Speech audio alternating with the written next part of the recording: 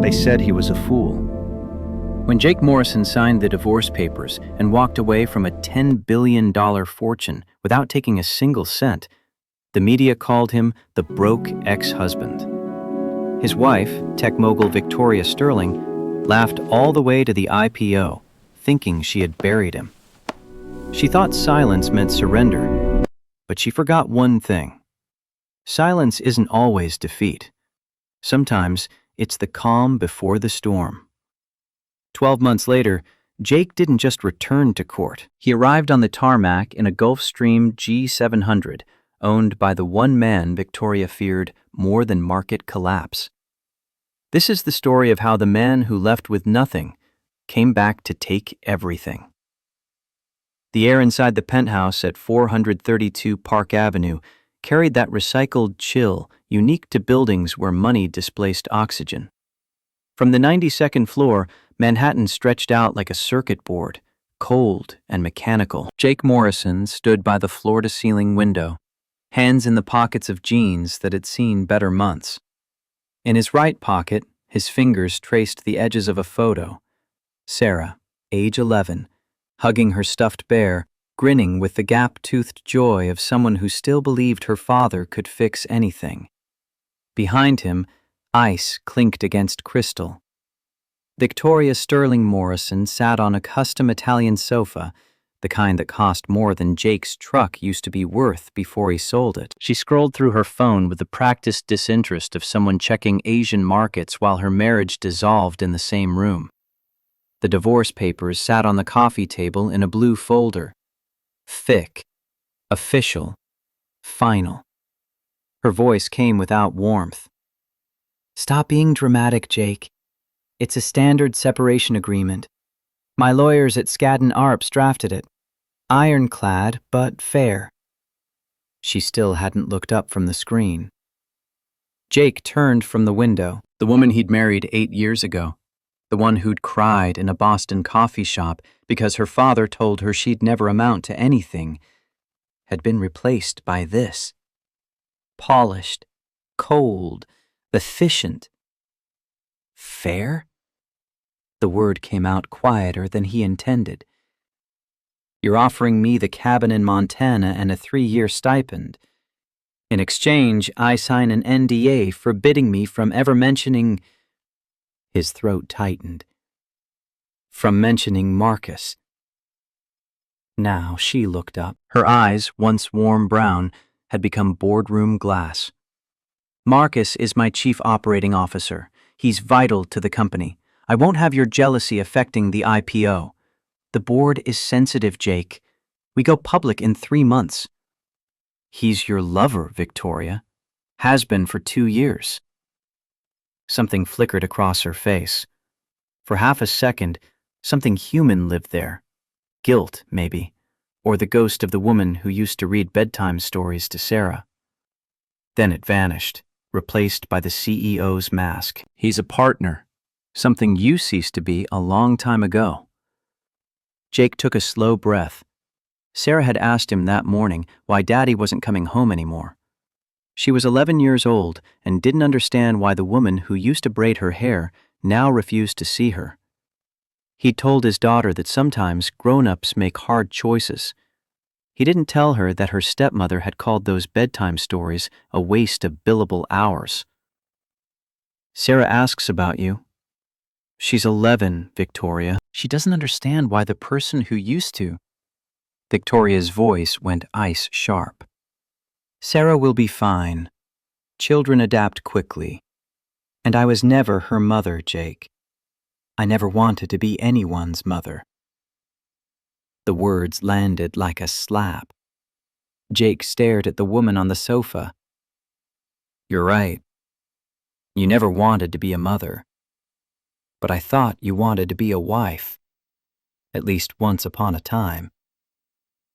Victoria stood, setting down her scotch with the precise control of someone who'd rehearsed this moment. She moved to the table where the papers waited. "Listen carefully. You can sign and take the cabin plus the stipend. Or you can fight and watch me bury you in legal fees until you're selling your father's watch to buy groceries for Sarah. I will crush you, Jake. You haven't worked at a real company in 7 years. You think debugging code in our basement makes you employable? The threat hung in the air between them. Victoria picked up the Mont Blanc pen, the one he'd given her on their first anniversary, and held it out, waiting, expecting tears or rage or negotiation. She thrived on conflict, had built her company on the backs of investors she'd charmed, then cornered. Jake crossed the room, took the pen. Victoria's smile started to form, premature and predatory. I don't want the cabin. Her smile froze. The Miami condo, then. Better weather. Good schools for... I don't want the condo. I don't want the stipend. The room went very quiet. Outside, the city hummed its mechanical song. Inside, Victoria's carefully constructed world began to tilt. What are you talking about? Jake flipped to the asset division page, drew a single line through the entire section, initialed it. I want nothing. I'll sign your papers, I'll sign your NDA, but I'm striking the clause regarding spousal support and asset division. I'm leaving with what I brought in. Nothing more, nothing less. Victoria laughed. The sound came harsh and jagged, like breaking glass. You're bluffing. You have no income, Jake, no savings. You think playing martyr will make me chase you? It won't. I'm not playing. He signed his name at the bottom. The ink dried fast. Then he removed his wedding ring, simple tungsten carbide, bought at a pawn shop when they'd had more dreams than dollars, and placed it on top of the blue folder. You can keep the money, Victoria. Every cent, the penthouse, the Hamptons estate, the private jet. You can keep Marcus. He met her eyes and saw something flicker there again. Fear, maybe, or confusion. But you don't get to keep my respect, and you don't get to buy my silence. I'm giving it to you for free, which means you owe me nothing. He walked to the private elevator. Behind him, Victoria's voice cracked for the first time all night. Jake, if you walk out that door with nothing, don't come crawling back when reality hits. I'll destroy you. The elevator doors opened. Jake stepped inside. As the doors slid shut, he saw her standing there holding the scotch glass, looking not like a conqueror, but like someone trying to locate an error in code she didn't write. The descent took 40 seconds. Jake watched the floor numbers drop and thought about Sarah, waiting in the borrowed apartment of a college friend who'd taken pity on them. His daughter deserved better than a father who'd let pride cost her stability, but she also deserved a father who could look her in the eye and explain the difference between what's easy and what's right. The lobby gleamed marble and money. Jake walked out carrying 2 duffel bags containing everything he owned. At the curb, he flagged down a Greyhound bus heading west. The driver looked at him, suit jacket from better days, bags that had seen airports and dreams, and nodded. Jake climbed aboard. He didn't look back at the tower of glass and steel that had once been home. Manhattan disappeared behind him as the bus merged onto I-80, carrying him toward California and an uncertain future where at least his daughter would still have a father who chose honor over wealth. 9 months later, the radiator in the Winnebago hissed like a dying snake. Jake Morrison sat at the fold-down table, staring at his laptop screen while the riverside heat turned the trailer into a mobile oven. Outside, the temperature had hit 110 degrees. Inside wasn't much better. The bank account balance blinked red. $340.18. Sarah sat across from him, math homework spread across the table, chewing her pencil with the concentration of someone trying to solve problems bigger than algebra. She'd grown thinner in 9 months.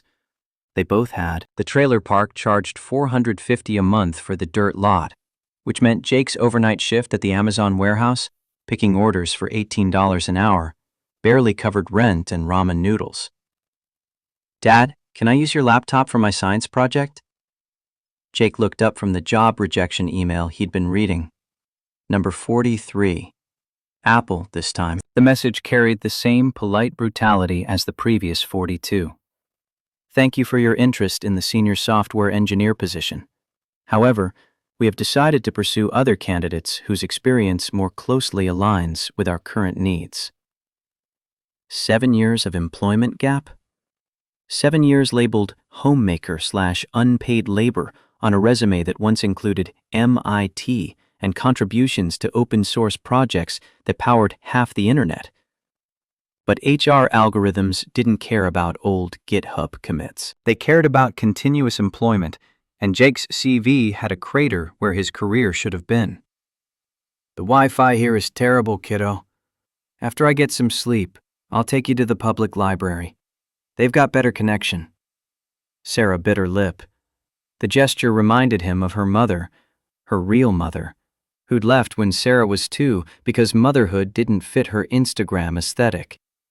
Victoria had stepped into that void with surprising grace, at least for the first few years. She'd taught Sarah to read, to question, to think. Then somewhere between Series B funding and the Forbes profile, Victoria had stopped seeing Sarah as a person and started seeing her as a liability on the balance sheet of ambition. "Kids at school asked why I don't have an iPad like them. I said," Sarah's voice got smaller, "I said you're saving up to buy a better one." The words hit Jake like a physical blow. This was the fear that woke him at 3 a.m. after his warehouse shift, the terror that kept him applying for jobs he'd never get. Not poverty itself, but watching his daughter learn to lie to protect his pride. He'd walked away from $10 billion to preserve his dignity. But what was dignity worth when your child had to invent stories to explain why she couldn't afford what her classmates took for granted? Jake slid out of the booth seat and crouched to eye level with Sarah. Her eyes, his eyes, dark and serious, met his. "Sarah, look at me. I'm sorry. I know this life is hard, but I promise I'm going to make things better." She wrapped her arms around his neck, the hug fierce and desperate. "I don't want you to be sorry. I just want you to stop being sad." Over her shoulder, Jake could see the remains of their dinner, store-brand mac and cheese, the kind that came in boxes of 12 for $10. Outside, someone's radio played corridos through the thin trailer walls. This was what choosing principle over pragmatism looked like. This was the price of walking away clean. Sarah pulled back, wiping her eyes with the back of her hand. When she spoke, her voice carried a gravity that made her sound far older than 11. "My teacher says the most important people aren't the richest people. So you're the most important person to me, Dad." Jake hugged her again, throat too tight for words. Later, after Sarah fell asleep on the twin bunk that doubled as her bedroom, he opened his laptop at the Riverside Public Library. The fluorescent lights buzzed overhead. Around him, other people without home internet hunched over computers, chasing job applications and disability forms and whatever fragments of the American dream still functioned on public Wi-Fi. Jake typed his name into Google. The results made his stomach turn. TechCrunch, the gold digger husband who fled before Payflow's IPO. Business Insider, sources say Jake Morrison demanded $50 million, vanished with secret gambling debts. Page 6, Victoria Sterling's ex-husband, unemployed, unstable, and entitled. The articles painted a picture of a man who didn't exist. According to Victoria's PR machine, run by Marcus Vance with the efficiency of a military operation, Jake had been controlling, financially abusive, possibly addicted to gambling. The stories claimed he'd embezzled household funds, that he'd abandoned his wife before the IPO to shake her down for more money. that his instability had threatened the company's pre-IPO valuation. All lies. Sophisticated, sourced, credible lies from anonymous insiders and people who'd never met him.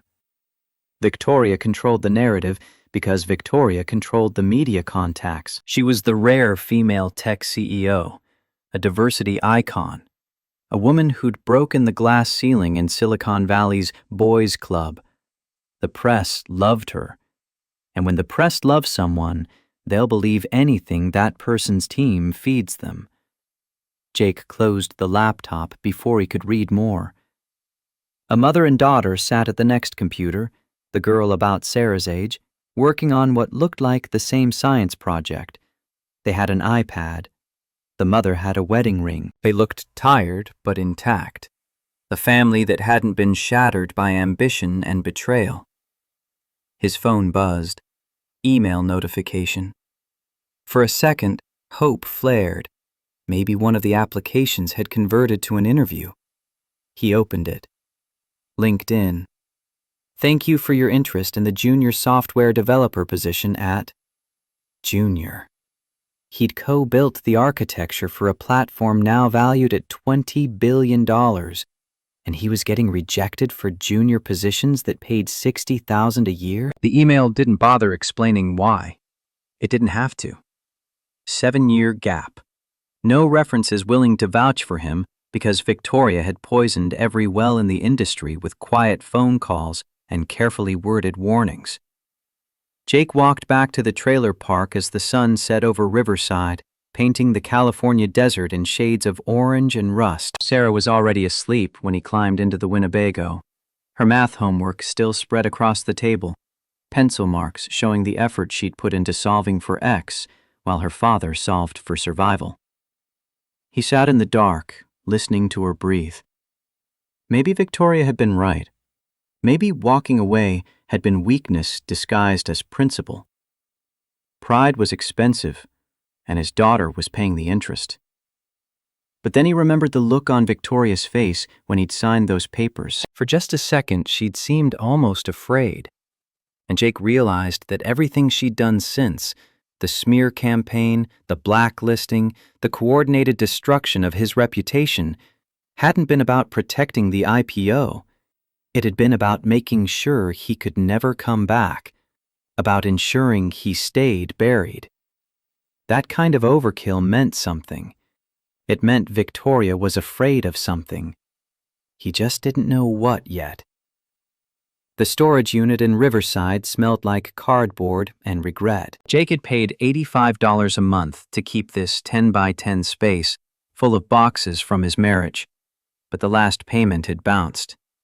The facility had sent a final notice: clear it out or they'd auction the contents to cover the debt. Sarah helped him load boxes into a borrowed pickup truck. His college roommate had loaned it for the afternoon, the kind of favor that came with awkward silences about how far Jake had fallen. Most of the boxes contained junk, Christmas decorations Victoria had insisted on buying, books neither of them had read, the accumulated debris of a life that had looked successful from the outside. "Dad, what's this?" Sarah held up a dusty external hard drive, the kind that had been cutting edge in 2016, but now looked like archaeological evidence. Someone had labeled it in faded Sharpie. Payflow Alpha Build, 2016. Do not delete. Jake's heart kicked against his ribs. He'd forgotten about this. 3 years into the marriage, Victoria had gone through a paranoid security phase after a competitor tried to poach her engineers. She'd demanded Jake wipe all company files from personal devices. He'd complied, after creating a backup and hiding it in a box of winter clothes. Insurance, he told himself, just in case. That's an old work thing, sweetheart, from a long time ago. Sarah turned the drive over in her hands. Can we throw it away? We need space in the truck. No, the word came out sharper than intended. No, we keep that one. That night, after Sarah fell asleep, Jake plugged the hard drive into his laptop. The trailer's overhead light flickered as the drive spun up, ancient platters groaning to life. Files appeared on the screen, hundreds of them. Source code, design documents, email chains, technical specifications. The complete architecture of Payflow's transaction processing system, frozen in time from 2016. Jake opened the core algorithm file. Transaction underscore processor underscore v1.0.py. The code scrolled past, familiar as his own handwriting. Then he saw it, embedded in the comments. Hashtag encryption validation loop. Hashtag check for redundancy in key rotation. JM. Hashtag to do. Stress test under high volume conditions. JM. Jake Morrison. His initials, his comments, his architecture. He opened another file. Payment underscore gateway underscore logic.rs. More evidence. / fallback protocol if primary server fails. / Jake.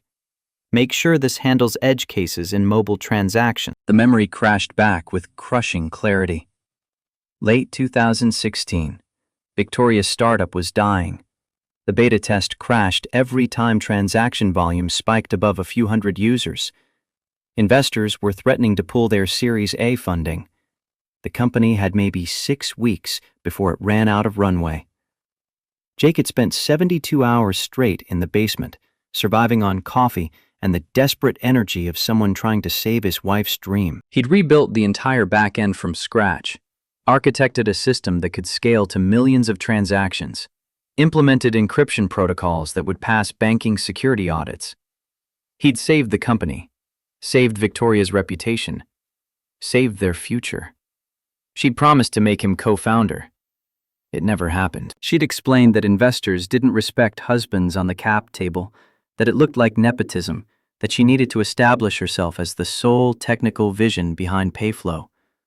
Jake had believed her, had accepted the ghost engineer role because he loved her and trusted her and thought partnership meant more than titles.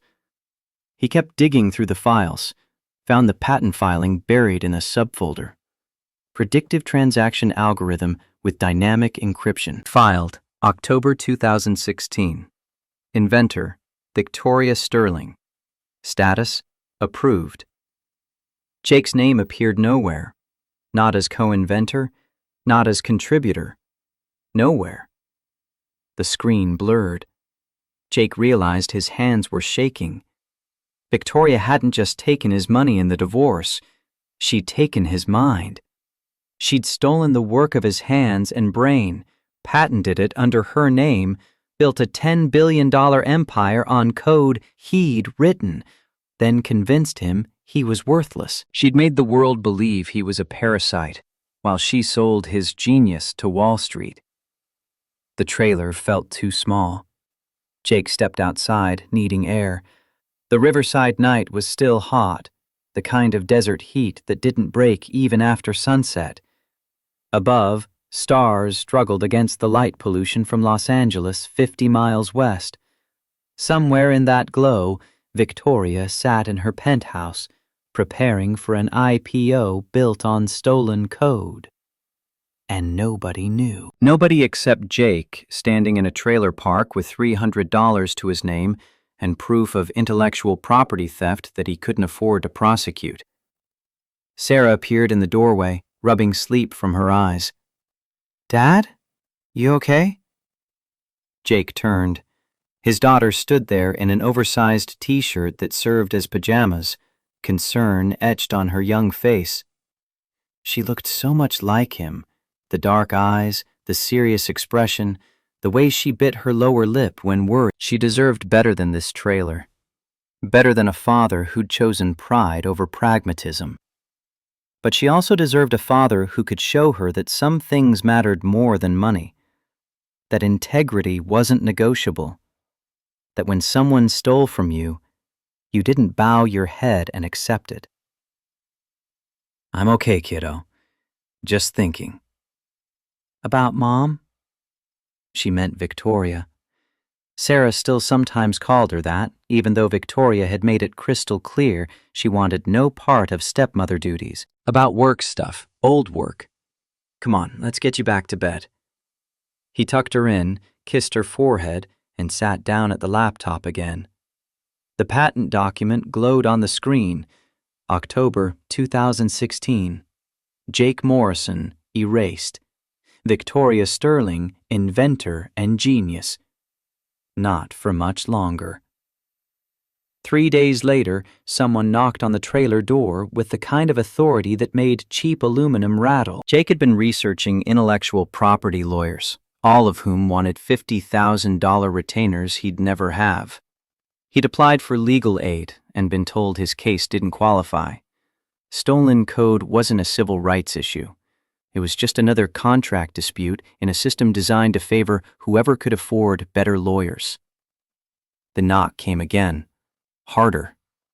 Jake opened the door. Standing in the dust and heat of the Riverside Trailer Park was a man who looked like he'd stepped out of a different reality entirely.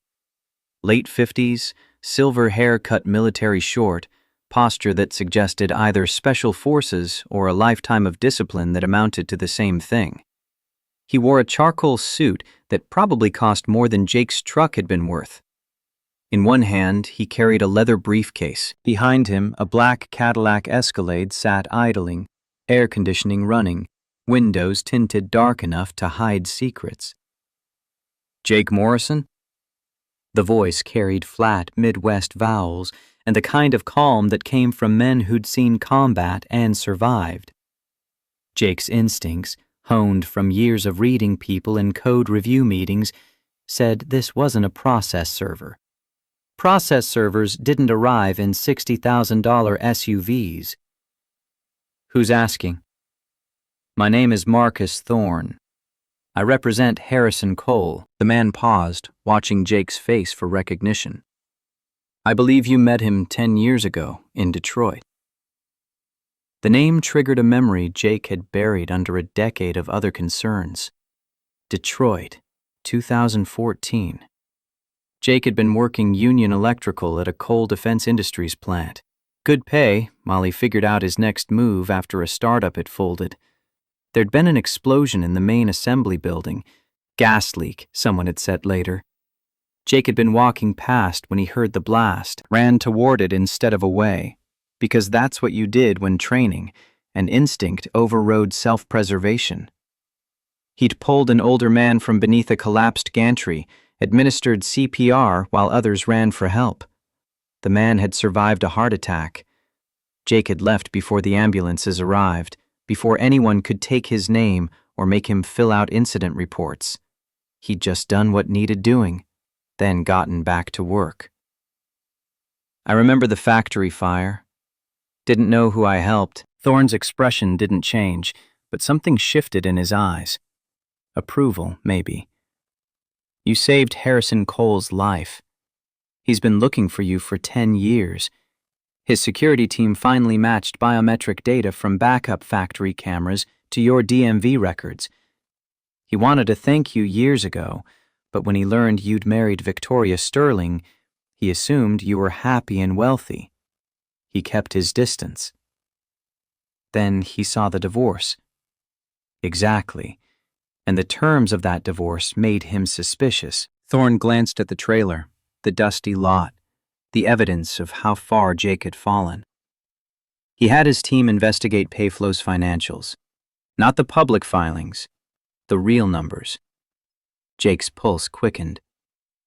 Why would a defense contractor care about a fintech company's books? Thorne set the briefcase on the trailer's rickety steps and clicked it open, pulled out a single sheet of paper. Because Harrison Cole hates thieves. And Victoria Sterling is a thief. The document was a bank transfer record. Cayman Islands, a shell company called Vance Holdings, LLC. The number at the bottom made Jake's vision tunnel. $300 million. Marcus Vance. Jake breathed. Correct. Your ex-wife's lover and chief operating officer. She's been moving assets offshore to hide them from IPO auditors. And from you. Under New York equitable distribution law, if one party conceals assets during divorce proceedings, the entire settlement can be voided. The concealing party typically forfeits 100% of hidden assets to the spouse. Jake took the paper. The numbers didn't feel real. $300 million in an account named after the man who'd helped destroy his marriage. Victoria hadn't just betrayed him.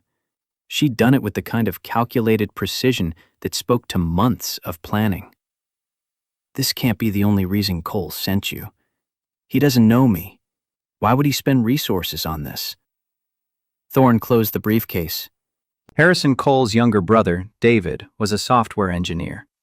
20 years ago, a business partner stole David's code, patented it, built a company worth $200 million. David sued but couldn't afford good lawyers. He lost. A year later, he killed himself. The words came flat and hard. Harrison swore that if he ever found another case of IP theft, he'd burn the thief down. Not for money, for David. The trailer door opened. Sarah appeared, backpack slung over one shoulder, ready for school. She stopped when she saw the stranger. Thorne looked at her, then at Jake. Understanding crossed his features. Mr. Cole wants to offer you the services of his legal team. Quinn Emanuel, the best IP litigators in the country. He wants to fly you to Montana to brief you on everything we've uncovered about Victoria's fraud. Jake felt Sarah's hand slip into his. She didn't understand what was happening, but she understood enough to know it mattered. I can't even afford a bus ticket to L.A. Thorne almost smiled. Harrison Cole doesn't expect you to fly commercial. There's a car waiting to take us to Van Nuys Airport. The jet's fueled and ready for Bozeman. He looked at Sarah. There's space for both of you.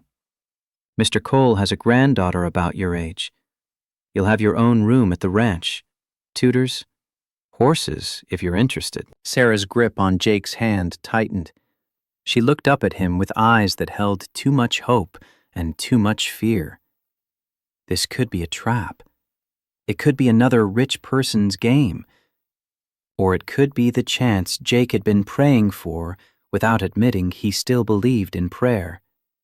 He thought about Victoria in her penthouse, about Marcus Vance counting offshore millions, about the code Jake had written that was about to make them both billionaires. He thought about Sarah lying to her classmates about iPads, about his daughter watching him break a little more each day.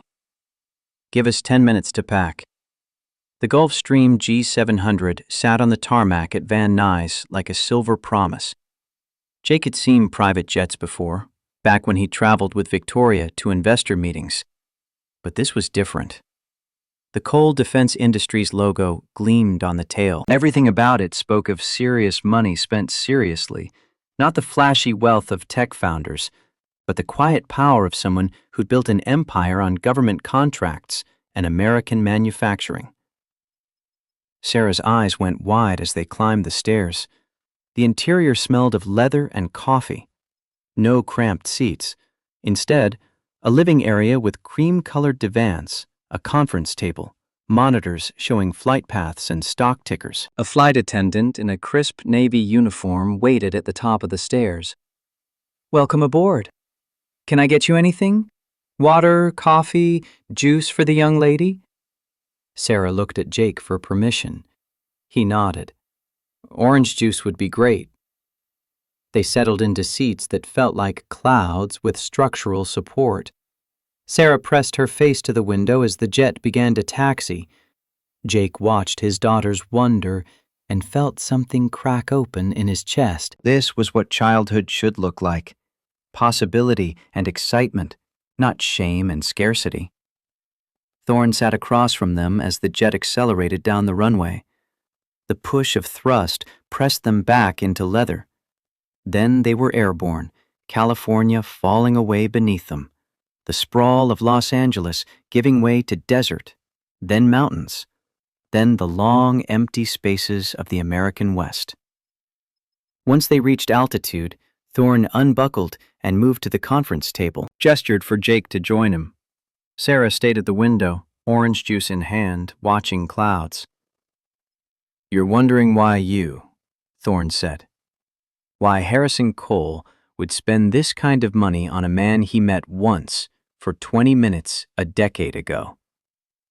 The thought crossed my mind. Rich men don't do favors. They make investments. You're right to be suspicious.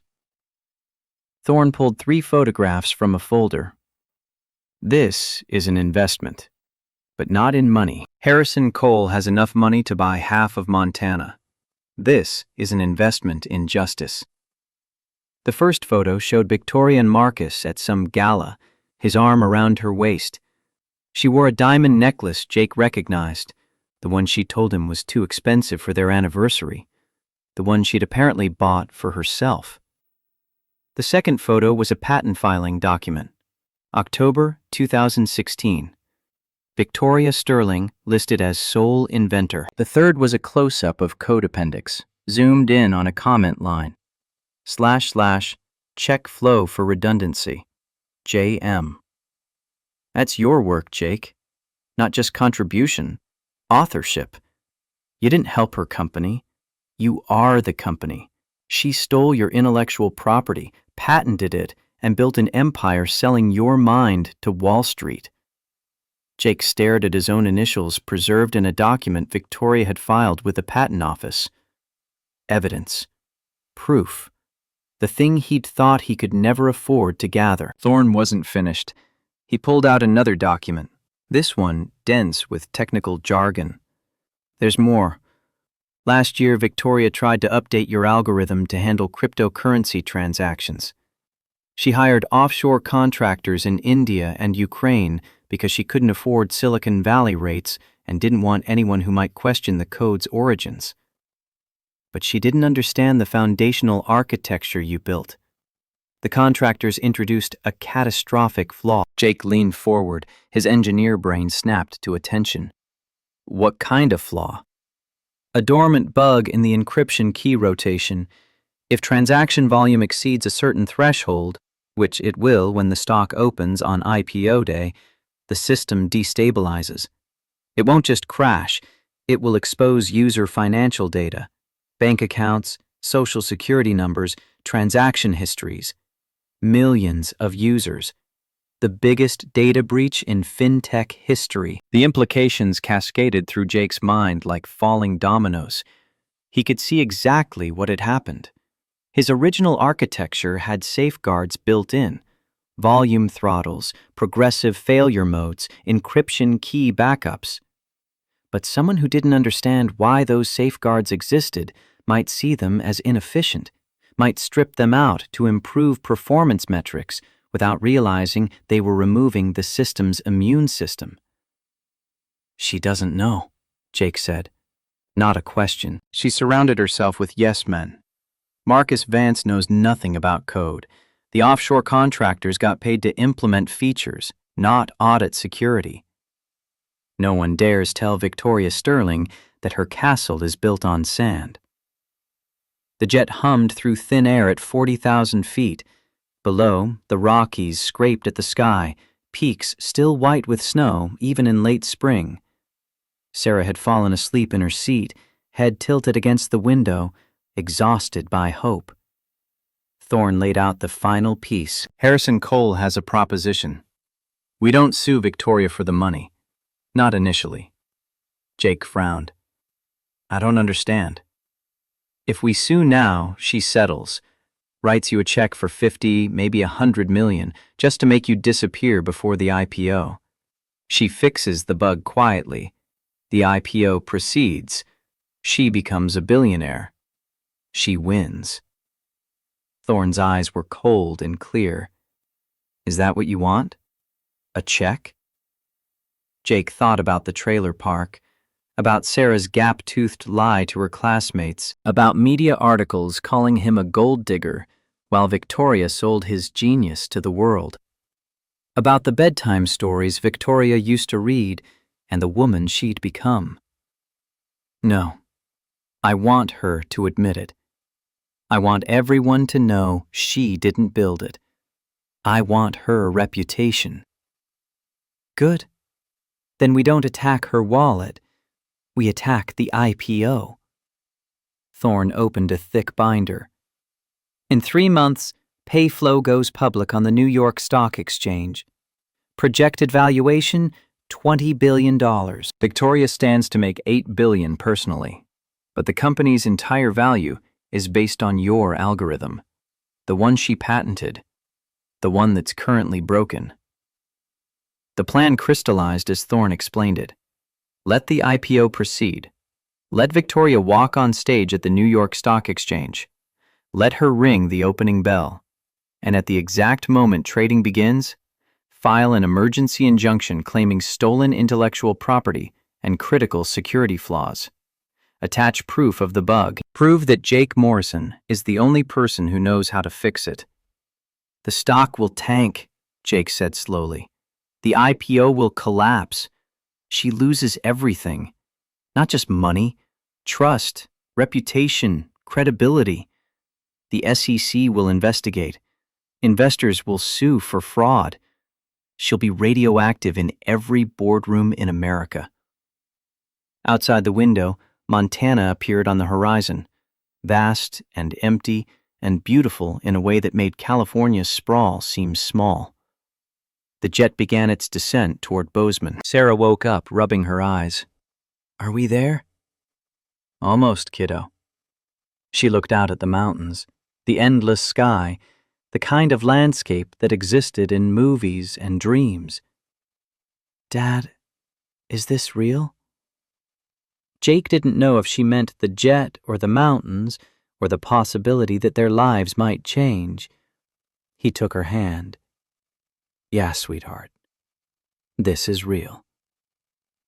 The Cadillac Escalade that met them at Bozeman Airport smelled like new leather and Montana spring. They drove through landscape that looked like God had decided to show off.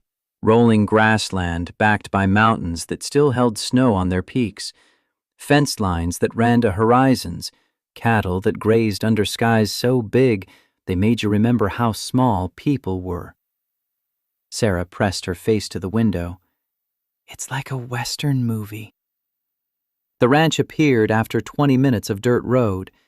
A gate made of welded steel and timber, the Coal Defense Industries logo burned into wood. Beyond it, 5,000 acres of private land. The main house rose from the landscape like it had grown there. Massive logs and native stone. Architecture that spoke to the American West without kitsch or pretension. This wasn't the rich man's vanity project. This was a fortress built by someone who understood that real power didn't announce itself. Marcus Thorne led them through a hallway lined with history. Photographs of Harrison Cole in Navy SEAL dress whites. Harrison shaking hands with 3 different presidents. Harrison at ribbon cuttings for factories in Michigan and Ohio, surrounded by workers in hard hats. A Medal of Honor in a glass case, the citation readable. For conspicuous gallantry and intrepidity at the risk of his life above and beyond the call of duty. The library smelled like wood smoke and old paper. Floor-to-ceiling windows looked out at the Bridger Mountains. A fire burned in a hearth big enough to stand in, and in a wheelchair by that fire, wrapped in a wool blanket despite the spring warmth, sat Harrison Cole. He was smaller than Jake remembered from Detroit. The heart attack and decade had taken their toll, but his eyes, steel gray and sharp, missed nothing. The electrician with the steady hands. The voice came rough but clear, pure Midwest American, the kind of accent that disappeared from television but still lived in places where people worked with their hands.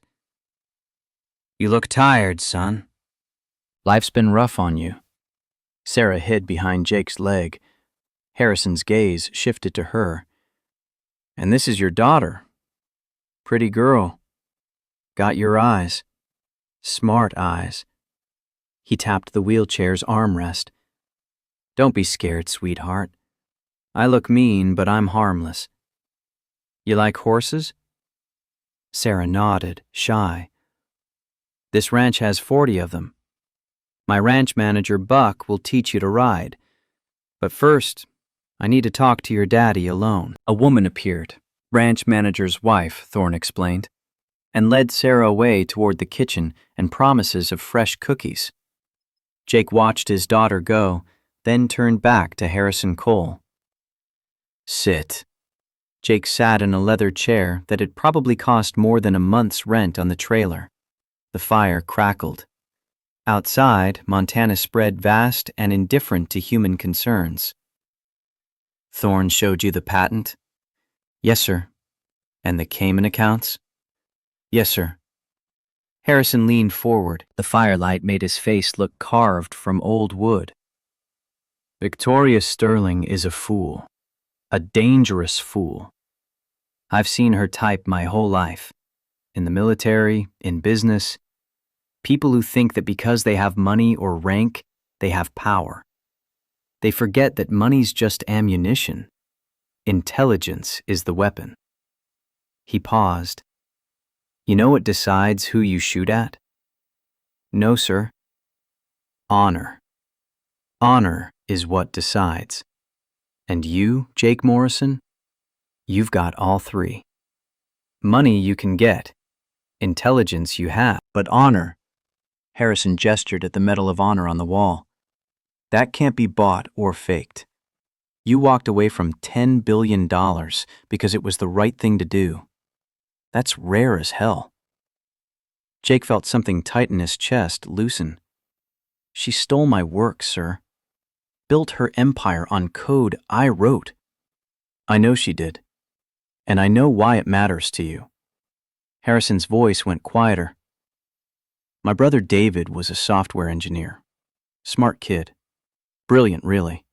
20 years ago, a business partner stole his code, patented it under his own name, built a company worth $200 million.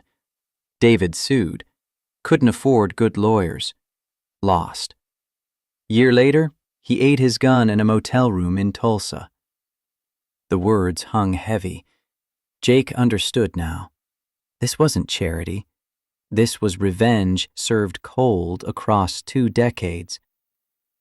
I swore on David's grave that if I ever found another case of IP theft, I'd burn the thief to the ground. Not for money, for him. Harrison's eyes locked on Jake's. Victoria Sterling stole from you. She made the world think you're worthless while she sold your genius to Wall Street. That ends. You understand me, son? That ends. Yes, sir. Good. Now listen. We've got 3 months before that IPO. Thorne's going to coordinate with Quinn Emanuel, best IP lawyers in the country. They'll be here tomorrow. You're going to spend the next 10 days learning how to testify, how to present your case, how to handle hostile cross-examination. We're going to rebuild you from the ground up. And then we're going to fly back to New York and destroy her empire on live television.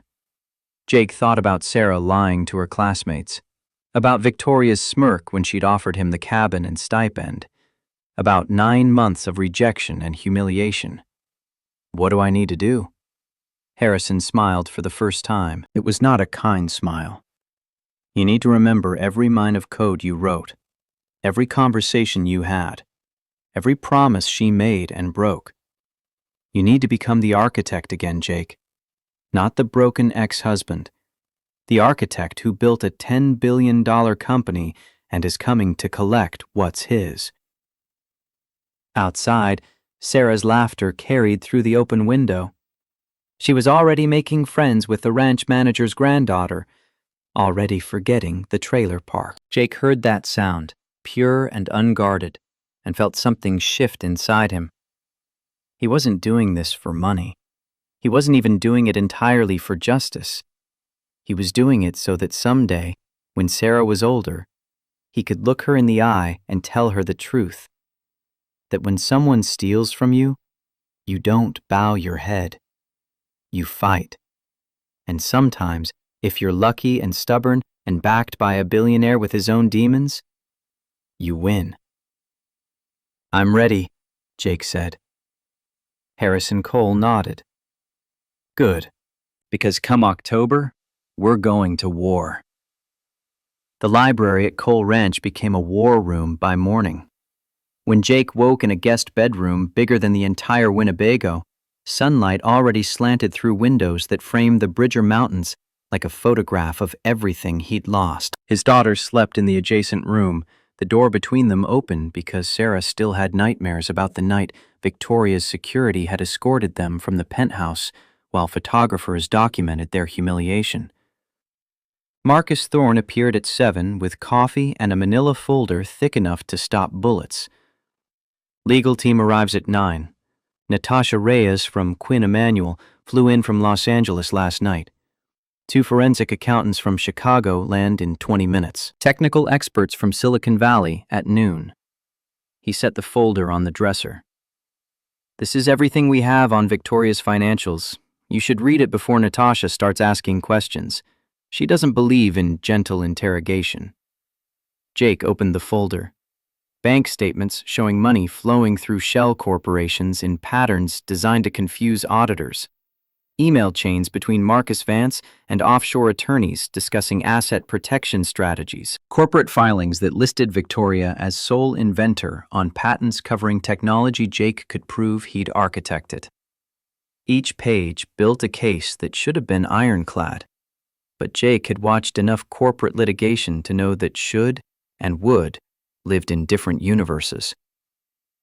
Sarah found him an hour later, still reading. She'd already been to the stable, already made friends with Emily Cole, Harrison's 12-year-old granddaughter who'd lost her father to an IED in Kandahar, and understood what it meant when families shattered. The girls were planning to ride horses after lunch, if Jake said it was okay.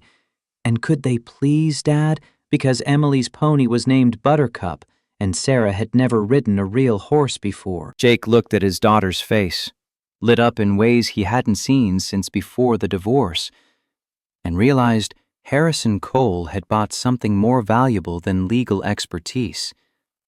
He'd bought Sarah a childhood where she didn't have to lie about iPads or pretend their poverty was temporary.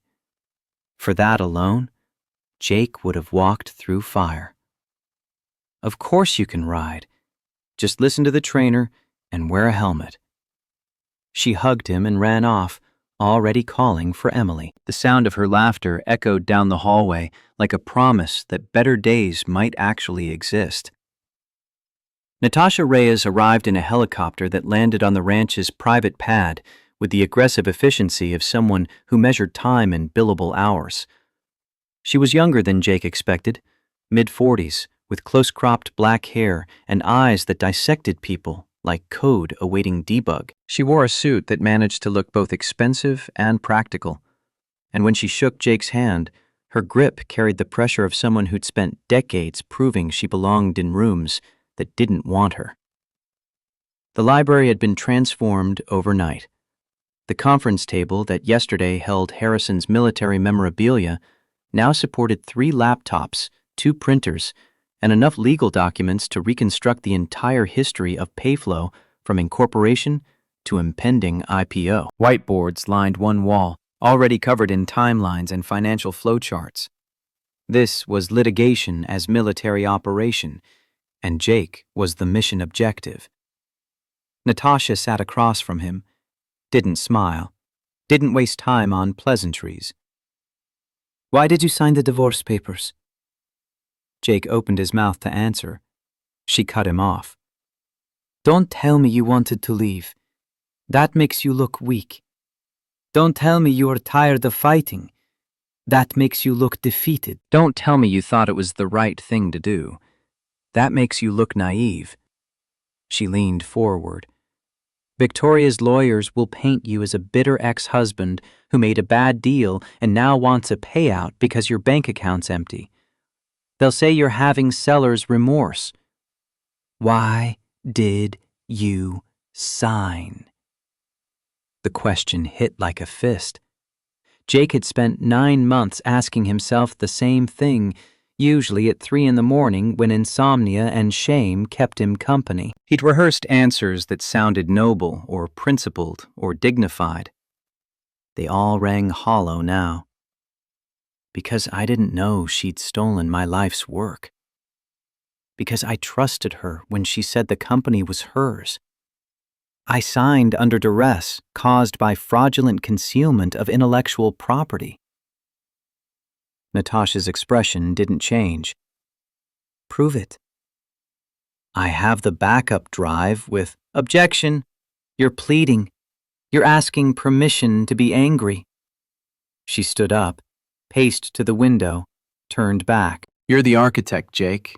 Stop talking like you're renting space in your own story. The critique stung because it was accurate. Jake had spent 9 months accepting the narrative Victoria's PR team had written. Unemployed, unstable, entitled. He'd internalized the lie so deeply that even now, with proof of theft in a manila folder, part of him still believed he'd somehow earned this. For 3 days, they dismantled him. Natasha asked questions designed to expose every weakness in his testimony. Why hadn't he kept better records? Why had he agreed to work without formal compensation? Why had he believed Victoria's promises about co-founder status? Each question peeled back another layer of self-deception until Jake stood naked before the truth. He'd been complicit in his own erasure because he'd loved someone who'd seen that love as exploitable weakness. On the 4th day, they started rebuilding. Technical experts walked Jake through the codebase he'd written, forcing him to articulate not just what he'd built, but why. The architecture wasn't just elegant, it was necessary. Every design decision addressed specific scaling challenges that Victoria's offshore contractors had misunderstood. The bug they'd introduced wasn't just dangerous, it was evidence of fundamental ignorance about how the system worked. Jake found himself inhabiting the code again. Payflow wasn't Victoria's machine, it was his mind translated into logic gates and encryption protocols. Seeing how she'd corrupted it with incompetent updates felt like watching someone deface a cathedral because they didn't understand load-bearing walls. Show us the flaw, Natasha demanded. Jake pulled up the current Payflow source code on one of the laptops. Someone on Victoria's team, probably Marcus Vance's nephew, who'd been hired straight out of a coding boot camp and given a senior title because nepotism, had made catastrophic changes. Here, line 847. They removed the volume throttle I built into the encryption key rotation. His finger traced the screen. Without it, when transaction volume spikes above 10,000 simultaneous requests, which will happen the instant trading opens on IPO day, the system tries to regenerate encryption keys faster than it can validate them. It creates a cascade failure. The firewall drops. User data gets exposed. One of the technical experts, a woman named Chen, who'd done security audits for the Department of Defense, leaned in. Can it be fixed? 4 hours if you know what you're doing. 4 months if you don't. Victoria doesn't even know the bug exists. Natasha smiled for the first time since arriving. It was not a warm smile. That's the nuclear option. We prove the code is stolen and dangerous. We prove you're the only one who can fix it. The SEC halts trading. Victoria's empire collapses on live television. Jake thought about Sarah, currently learning to canter on a pony named Buttercup, while Emily Cole shouted encouragement. His daughter deserved more than revenge, but she also deserved a father who fought back when wronged, who showed her that integrity wasn't just about walking away from fights. Sometimes it meant bringing a fight to someone who'd assumed you'd never stand up. Let's do it. The training intensified. They ran mock depositions where Natasha played Victoria's attorney with such vicious accuracy that Jake sometimes forgot they were on the same side. She attacked his credentials, his employment gap, his motives. She suggested he'd stolen the backup drive from Victoria's servers, She implied the code comments with his initials could have been added retroactively.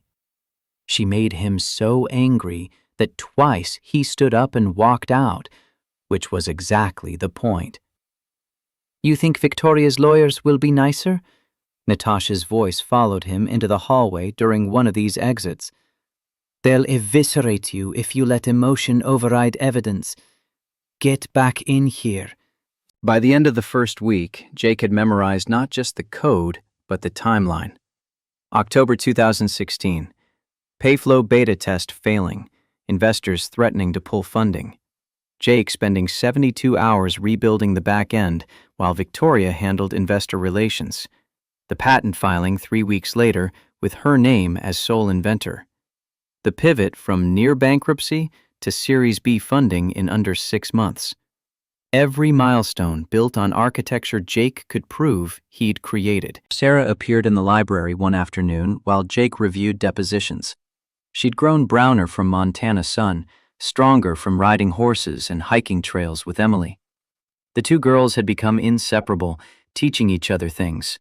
Sarah explaining coding concepts while Emily demonstrated how to read weather patterns in clouds. "Dad, Emily says her grandpa wants you to have dinner with him tonight. Just you two." Jake looked up from the legal briefs. "Did he say why?" Sarah shrugged. "Grown-up stuff, probably. Can I stay over in Emily's room? We're making a website about horses." The request was so normal, so beautifully mundanely normal, that Jake almost couldn't process it. This was what 11-year-olds should do. Sleepovers and websites and friendships uncomplicated by poverty or shame. "Sure, kiddo. Just brush your teeth and don't stay up too late." Harrison Cole sat in the same chair by the library fireplace. Though autumn had arrived in Montana, and the fire now fought against genuine cold rather than the memory of winter. He'd aged visibly, even in the week Jake had been at the ranch. The heart condition was winning its long war against stubbornness and will. "Sit down, son. Pour yourself a bourbon if you want. I'm not supposed to drink anymore, so I do it vicariously through guests." Jake sat, didn't pour the bourbon. Harrison watched him with those steel-gray eyes that had seen men die and empires built and probably didn't miss much. "Natasha says you're ready. Says you can handle hostile cross-examination, stay calm under pressure, articulate technical concepts for a jury that doesn't understand binary code. That true?" "I think so, sir." "Don't think. No. Because once we file that injunction, there's no backing out. Victoria will come at you with everything she has left. The media will dig into your past. They'll find every mistake, every failure, every moment of weakness. You need to be sure, Jake, not for me. For that girl upstairs making websites with my granddaughter." The firelight painted Harrison's face in shadows and age. Jake understood what wasn't being said. This fight would cost Harrison resources and reputation. If they lost, if Victoria's lawyers proved Jake had fabricated evidence or stolen the backup drive or acted out of spite rather than legitimate grievance, the blowback would damage Cole Defense Industries. Government contracts depended on reputation. Harrison was betting his legacy on Jake's honesty. "I'm sure. She stole my work, patented it, built an empire on my mind, then destroyed my reputation when I walked away. That ends now." Harrison nodded slowly. "Your daughter asked me today if rich people are always mean.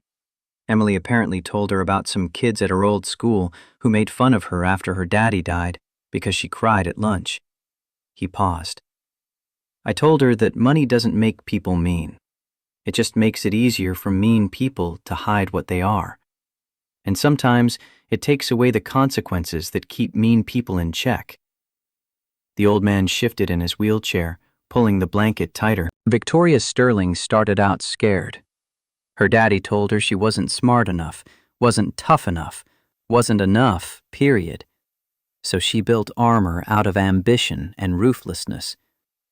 But somewhere along the way, the armor became the person. She forgot that the best things in life, loyalty, honor, love, can't be bought or patented or taken to market. Jake thought about the Victoria he'd married in that Boston coffee shop, the woman who'd cried on their wedding day because her father refused to attend, the stepmother who'd read Dr. Seuss to Sarah with funny voices and genuine affection. That woman had existed once. Maybe she still existed somewhere beneath the CEO's armor, but it didn't matter. The woman who'd stolen his code and destroyed his reputation wasn't someone he could reach with appeals to past affection. She made her choices, sir. Now she gets to live with the consequences. Good. Harrison rang a small bell on the side table. Marcus Thorne appeared from wherever he waited when not needed. Show him the transformation timeline. Tomorrow, we start Phase 2. Phase 2 meant visual reconstruction. Harrison believed in semiotics, the language symbols sent before words could complicate messages.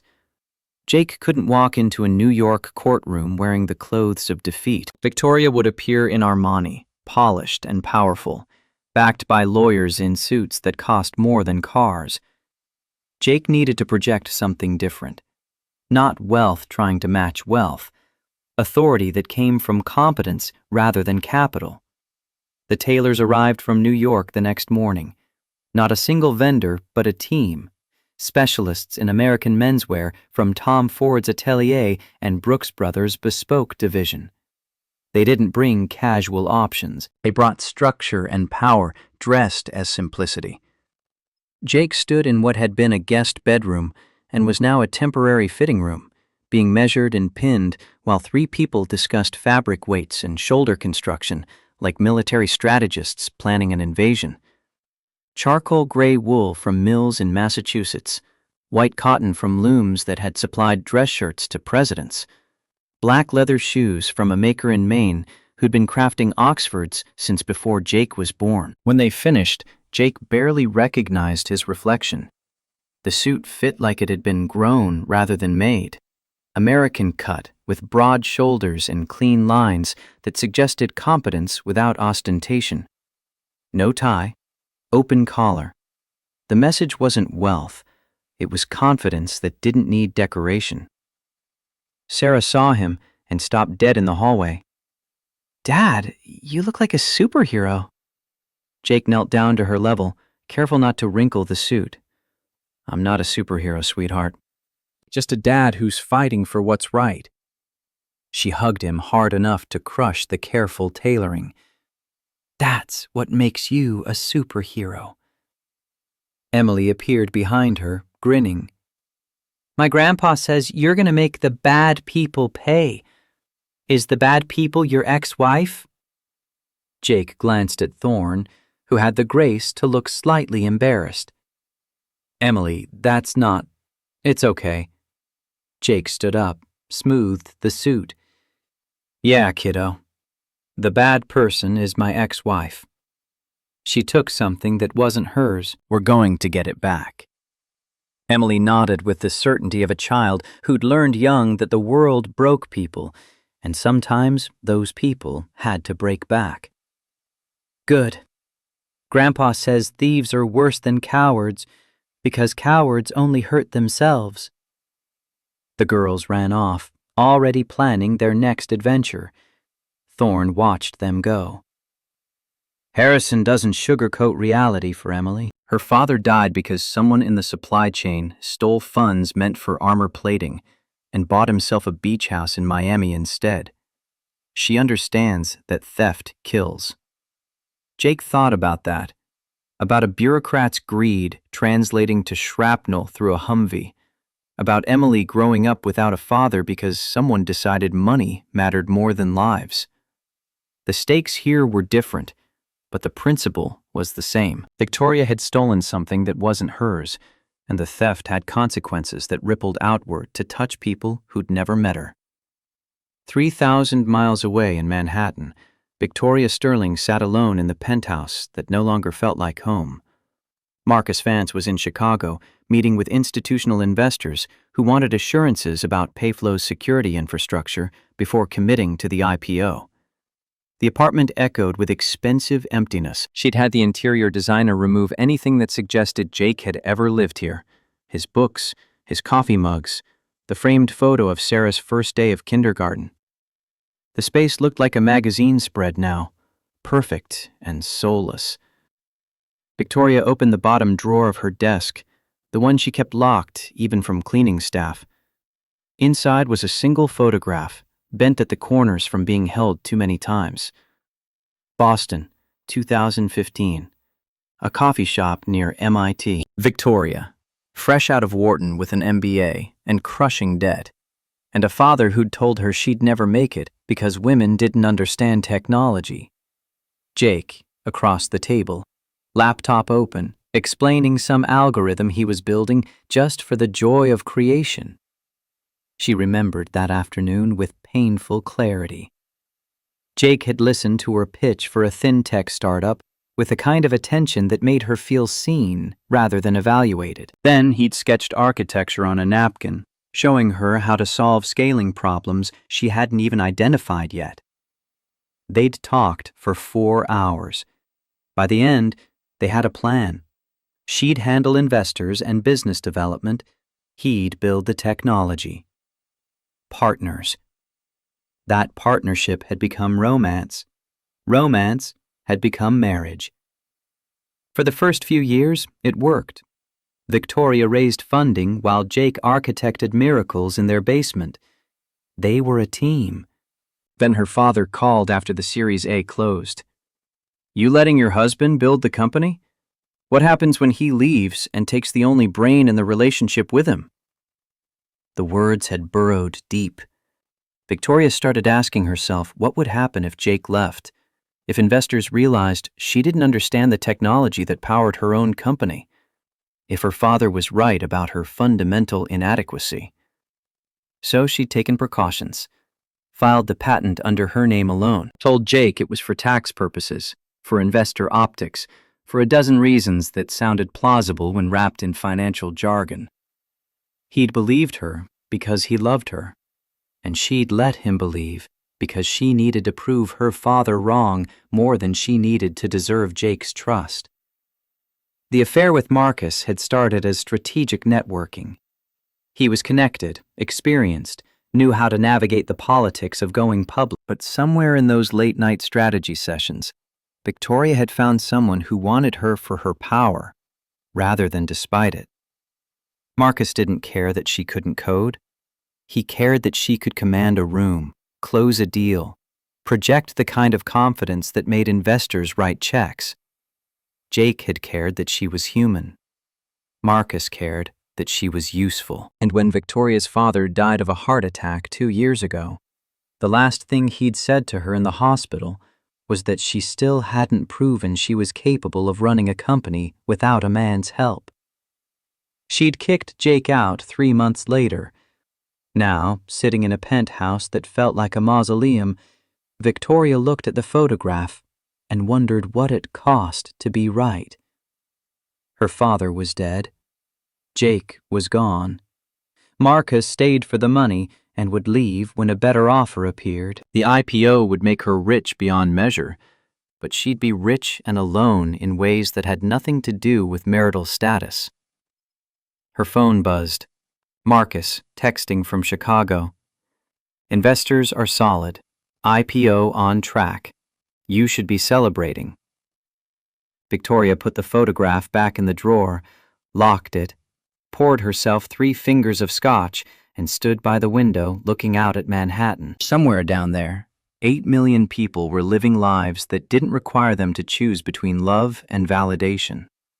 She'd chosen. Made her choice clear when she signed the patent, when she started the affair, when she'd looked Jake in the eye and offered him crumbs from the table he'd built. No taking it back now. The IPO was in 8 weeks. After that, she'd have enough money to prove her father wrong forever. That would have to be enough. Back in Montana, Marcus Thorne handed Jake a single sheet of paper.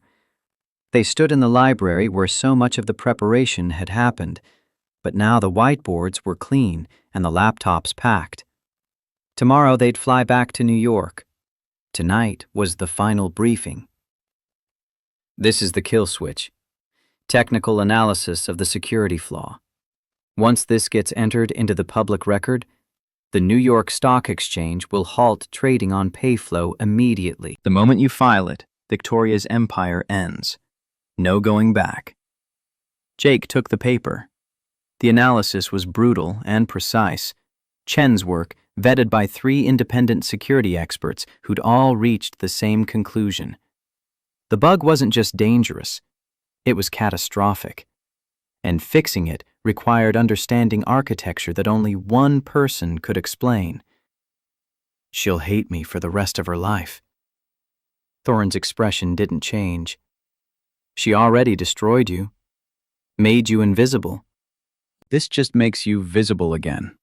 And her nightmare is that the world will finally see you. Jake folded the paper into his jacket pocket. The new jacket, perfectly tailored, built for a man about to walk into a war. Sarah appeared in the doorway, backpack on, ready for the flight back east. She'd cried saying goodbye to Emily, promised to video chat every day, made plans for summers in Montana that assumed a future where Jake could afford plane tickets and hotel rooms and all the infrastructure of normalcy. Dad, I don't want to leave. Can we stay? Jake knelt down, took her hands. We can't stay, sweetheart. But this isn't goodbye to Montana. It's goodbye for now. You promise we'll come back? He thought about the injunction waiting to be filed, about Victoria's lawyers and the media storm and all the ways this could go catastrophically wrong. But he also thought about the code he'd written, the evidence he'd gathered, the truth that would out regardless of how many PR firms tried to bury it. I promise. After we finish what we started, we'll come back. Sarah hugged him. Over her shoulder, Jake saw Harrison Cole being wheeled into the library by a nurse. The old man looked diminished by illness and age, but his eyes were as sharp as the day they'd met. Take care of my grandson, Jake. That girl's got the Cole stubbornness and her daddy's honor. Don't let the world beat it out of her. Jake stood, still holding Sarah's hand. I won't, sir. And thank you. For everything. Harrison waved the gratitude away. Thank me by winning. Go to New York. File that injunction. Show them what happens when they steal from someone with nothing left to lose. The Gulf Stream climbed out of Bozeman into darkness. Below, the lights of Montana spread thin across vast emptiness. Sarah fell asleep within an hour, head against Jake's shoulder, exhausted by the adrenaline of the last 10 days. She'd learned to ride horses and build websites and believed that people could be kind without expecting payment. Thorne sat across the cabin, reading documents in the soft glow of overhead lights. Outside, America passed beneath them. Mountains giving way to plains, plains to the Great Lakes, lakes to the eastern seaboard where density replaced space and opportunity came measured in what you could take rather than what you could build. Jake pulled out his iPad, opened Victoria's Instagram. Her latest post showed her at the New York Stock Exchange, red power dress and confident smile, standing before the building where Payflow would go public in 6 weeks. The caption read, "Tomorrow we make history.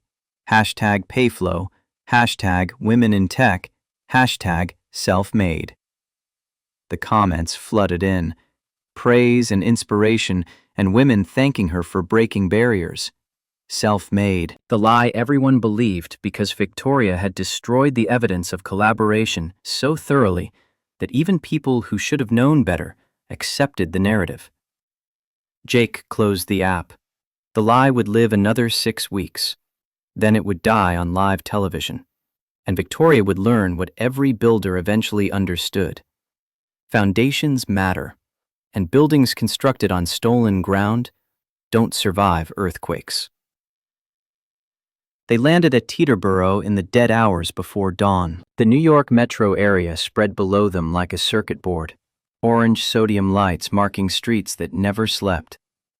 This was Victoria's city, her territory, the place where she'd built her reputation and connections, and the kind of power that came from being featured in the right magazines and invited to the right galas. But it was also the city where Jake had learned to code in college, where he'd built his first startup in a Brooklyn loft before it failed and taught him that failure was just data.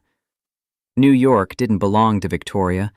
It belonged to whoever could survive its indifference to sentiment. 2 black SUVs waited on the tarmac. Thorne had arranged accommodations at a boutique hotel in Tribeca.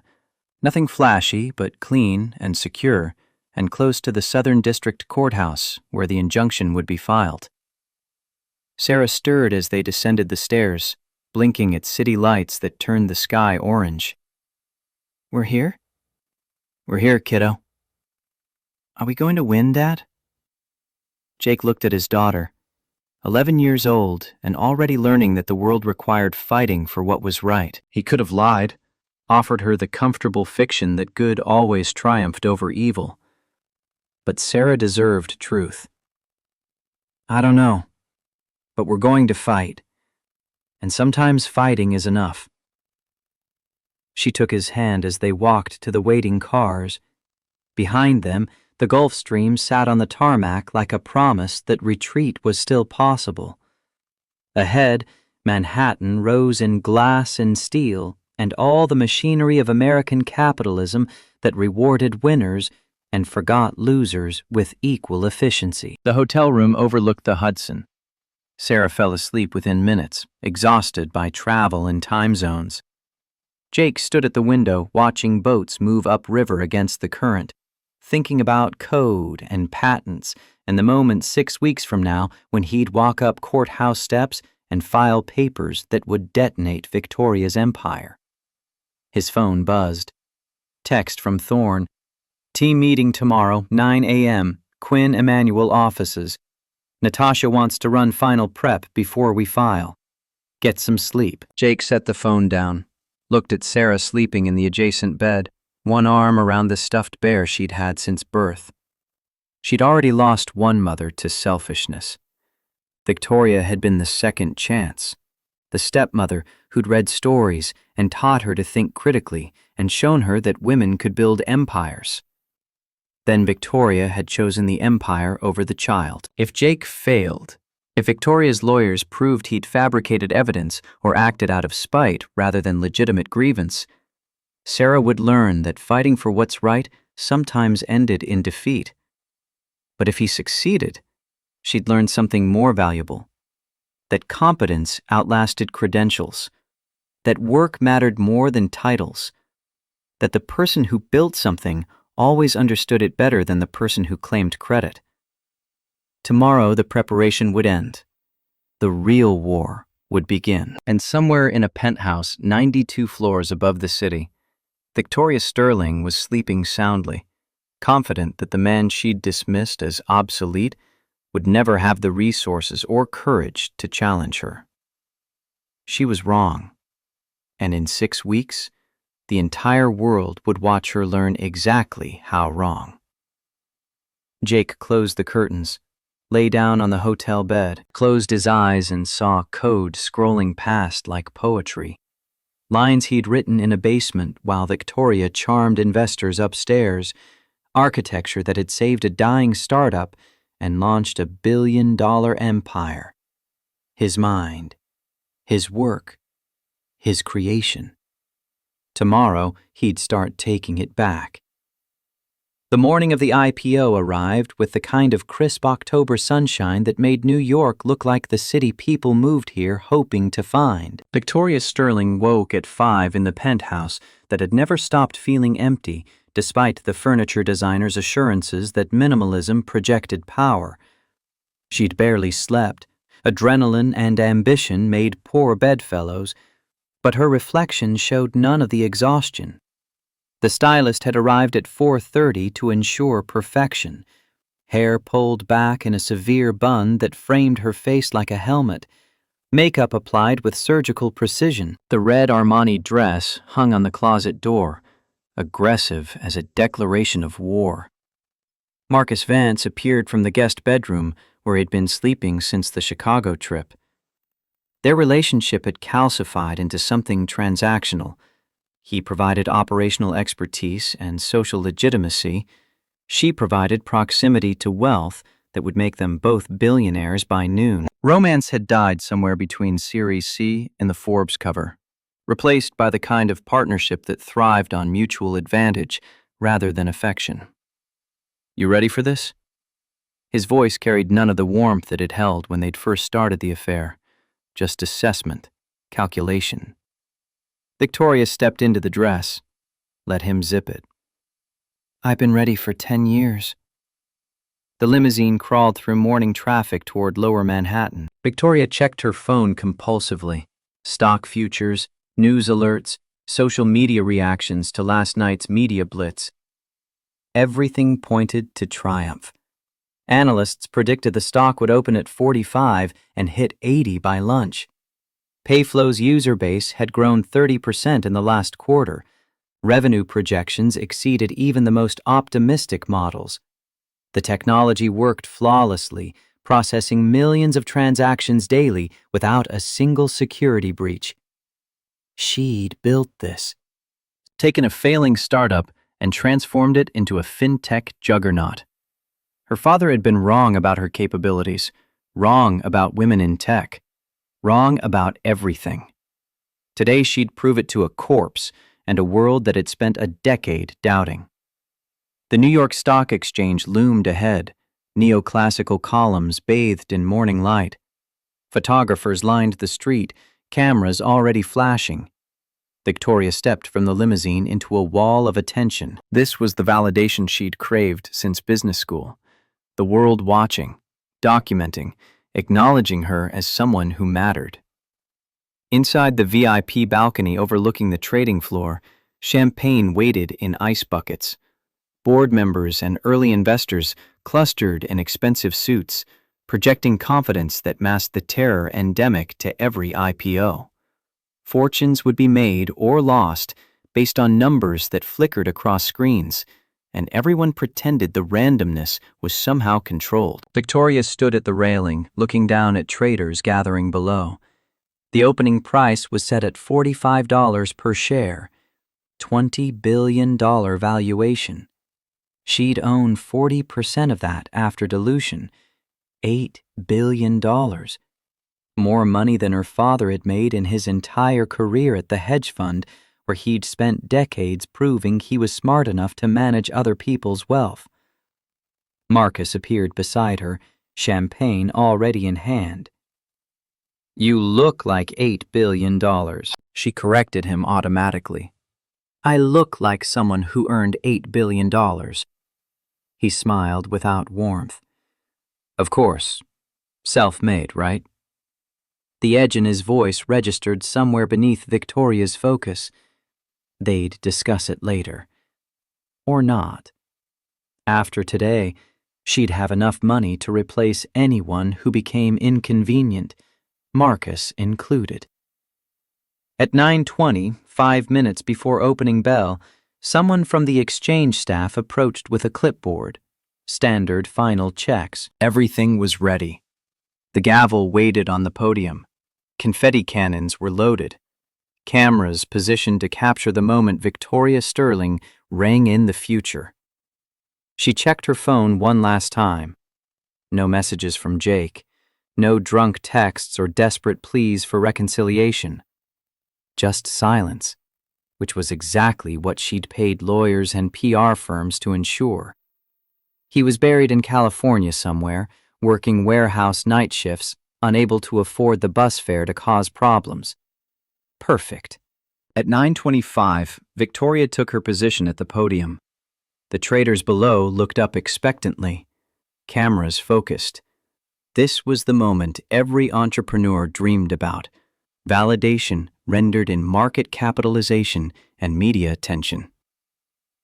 Across town, the Gulfstream touched down at Teterboro with the kind of precision that came from pilots who'd flown combat missions before retiring to corporate aviation. Jake Morrison had spent the flight silent, conserving energy for what came next. Sarah sat beside him, trying to look brave, despite the nervousness that made her chew her thumbnail down to nothing. Marcus Thorne checked his watch. 35 minutes to courthouse. Traffic's heavy on the FDR. We need to move. 2 black SUVs waited on the tarmac, engines running. Jake had dressed in the Montana tailor's work, charcoal suit that fit like it understood his body better than he did. White shirt with no tie, because confidence didn't need decoration. He looked nothing like the man who'd signed divorce papers 12 months ago. That Jake had been defeated, diminished, accepting of his own obsolescence. This Jake was an architect, coming to reclaim stolen blueprints. Sarah hugged him before climbing into the second SUV with Thorne's security team. "Dad, I'm scared." Jake knelt to her level. "Me too, sweetheart. But being scared doesn't mean we don't do what's right." "What if we lose?" The question deserved honesty. "Then we lose. But at least we'll lose fighting, not hiding." She kissed his cheek and climbed into the SUV. Jake watched her go, then slid into the lead vehicle. The driver, former Secret Service Thorne had mentioned, activated a siren that wasn't strictly legal, but was effective at parting traffic. They tore out of Teterboro toward Manhattan, covering ground at speeds that would have resulted in arrest for anyone without Harrison Cole's connections greasing the machinery. Jake opened his iPad, pulled up CNBC's live stream. There was Victoria at the New York Stock Exchange, red dress blazing, holding the gavel like a scepter. The ticker at the bottom read, Payflow IPO, Tech's biggest day. She looked triumphant, certain, a woman who'd never considered the possibility that the past might reach forward and drag her down. The SUV screamed down the FDR, weaving through traffic that grudgingly made space. Thorne sat beside Jake, briefcase containing the injunction and supporting evidence. 50 pages of documentation proving intellectual property theft, fraudulent patent filing, concealment of assets, and a security flaw that put millions of users at risk. Enough to halt the IPO and destroy everything Victoria had built on stolen foundation. 9:28, Thorne noted. 2 minutes to opening bell. We'll make it. The Southern District Courthouse rose ahead, granite and authority, and the kind of institutional weight that made lies collapse under scrutiny. Jake could see photographers already gathered on the steps. Harrison Cole's PR team had tipped them off that something significant was happening, though not what. They expected maybe a corporate rival filing suit, or perhaps a regulator raising last-minute concerns. They weren't expecting the ghost of Victoria's past. The SUV screeched to a halt at the curb. Jake stepped out into a wall of flashbulbs. The photographers had been lounging, casual, but the sight of him emerging from an expensive vehicle in a suit that screamed competence rather than desperation made them scramble. Cameras swung toward him. Someone shouted a question Jake couldn't parse through the noise. He walked toward the courthouse steps with Thorne flanking him. Each footfall felt like moving through water, time dilating, sound muffling, the whole world narrowing to this moment where he either reclaimed his life or confirmed every awful thing Victoria's PR machine had claimed about him. A reporter from Bloomberg thrust a microphone toward his face. "Mr. Morrison, are you here to stop the IPO?" Jake stopped, turned to face the cameras directly. Every lens focused on him, thousands of viewers watching through screens in offices and homes across the country. Somewhere, Victoria was preparing to ring the opening bell, confident that the man she'd dismissed as obsolete would never find the resources or courage to challenge her empire. The words came clear and cold. "My name is Jake Morrison. I'm not here to stop the IPO. I'm here to report a crime." The courthouse steps suddenly went silent. Even the traffic noise from Pearl Street seemed to fade. Jake turned and walked through the revolving doors into the marble lobby where American justice theoretically waited for everyone, even those who couldn't afford it, until a billionaire with his own demons decided to sponsor vengeance. At 9:30 exactly, Victoria brought the gavel down. The sound echoed across the trading floor like a gunshot. The opening bell rang, not the gentle chime people expected, but a full brass clanging that vibrated in the chest. Confetti exploded from cannons mounted in the balcony, raining down in Payflow's corporate colors. The room erupted in cheers. On the massive display screen, the ticker symbol appeared. PYFL. Opening price, $48. Already $3 above expectations. 52! Someone shouted from the floor. 55! 60! The numbers climbed with the kind of momentum that made fortunes in minutes. Victoria grabbed a champagne flute, raised it toward Marcus. To us. To the Empire. They drank. The champagne tasted like vindication and futures rendered in market capitalization.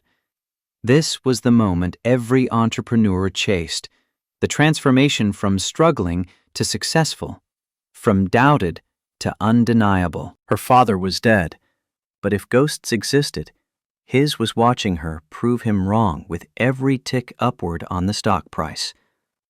Then the massive screen went dark, just for a second.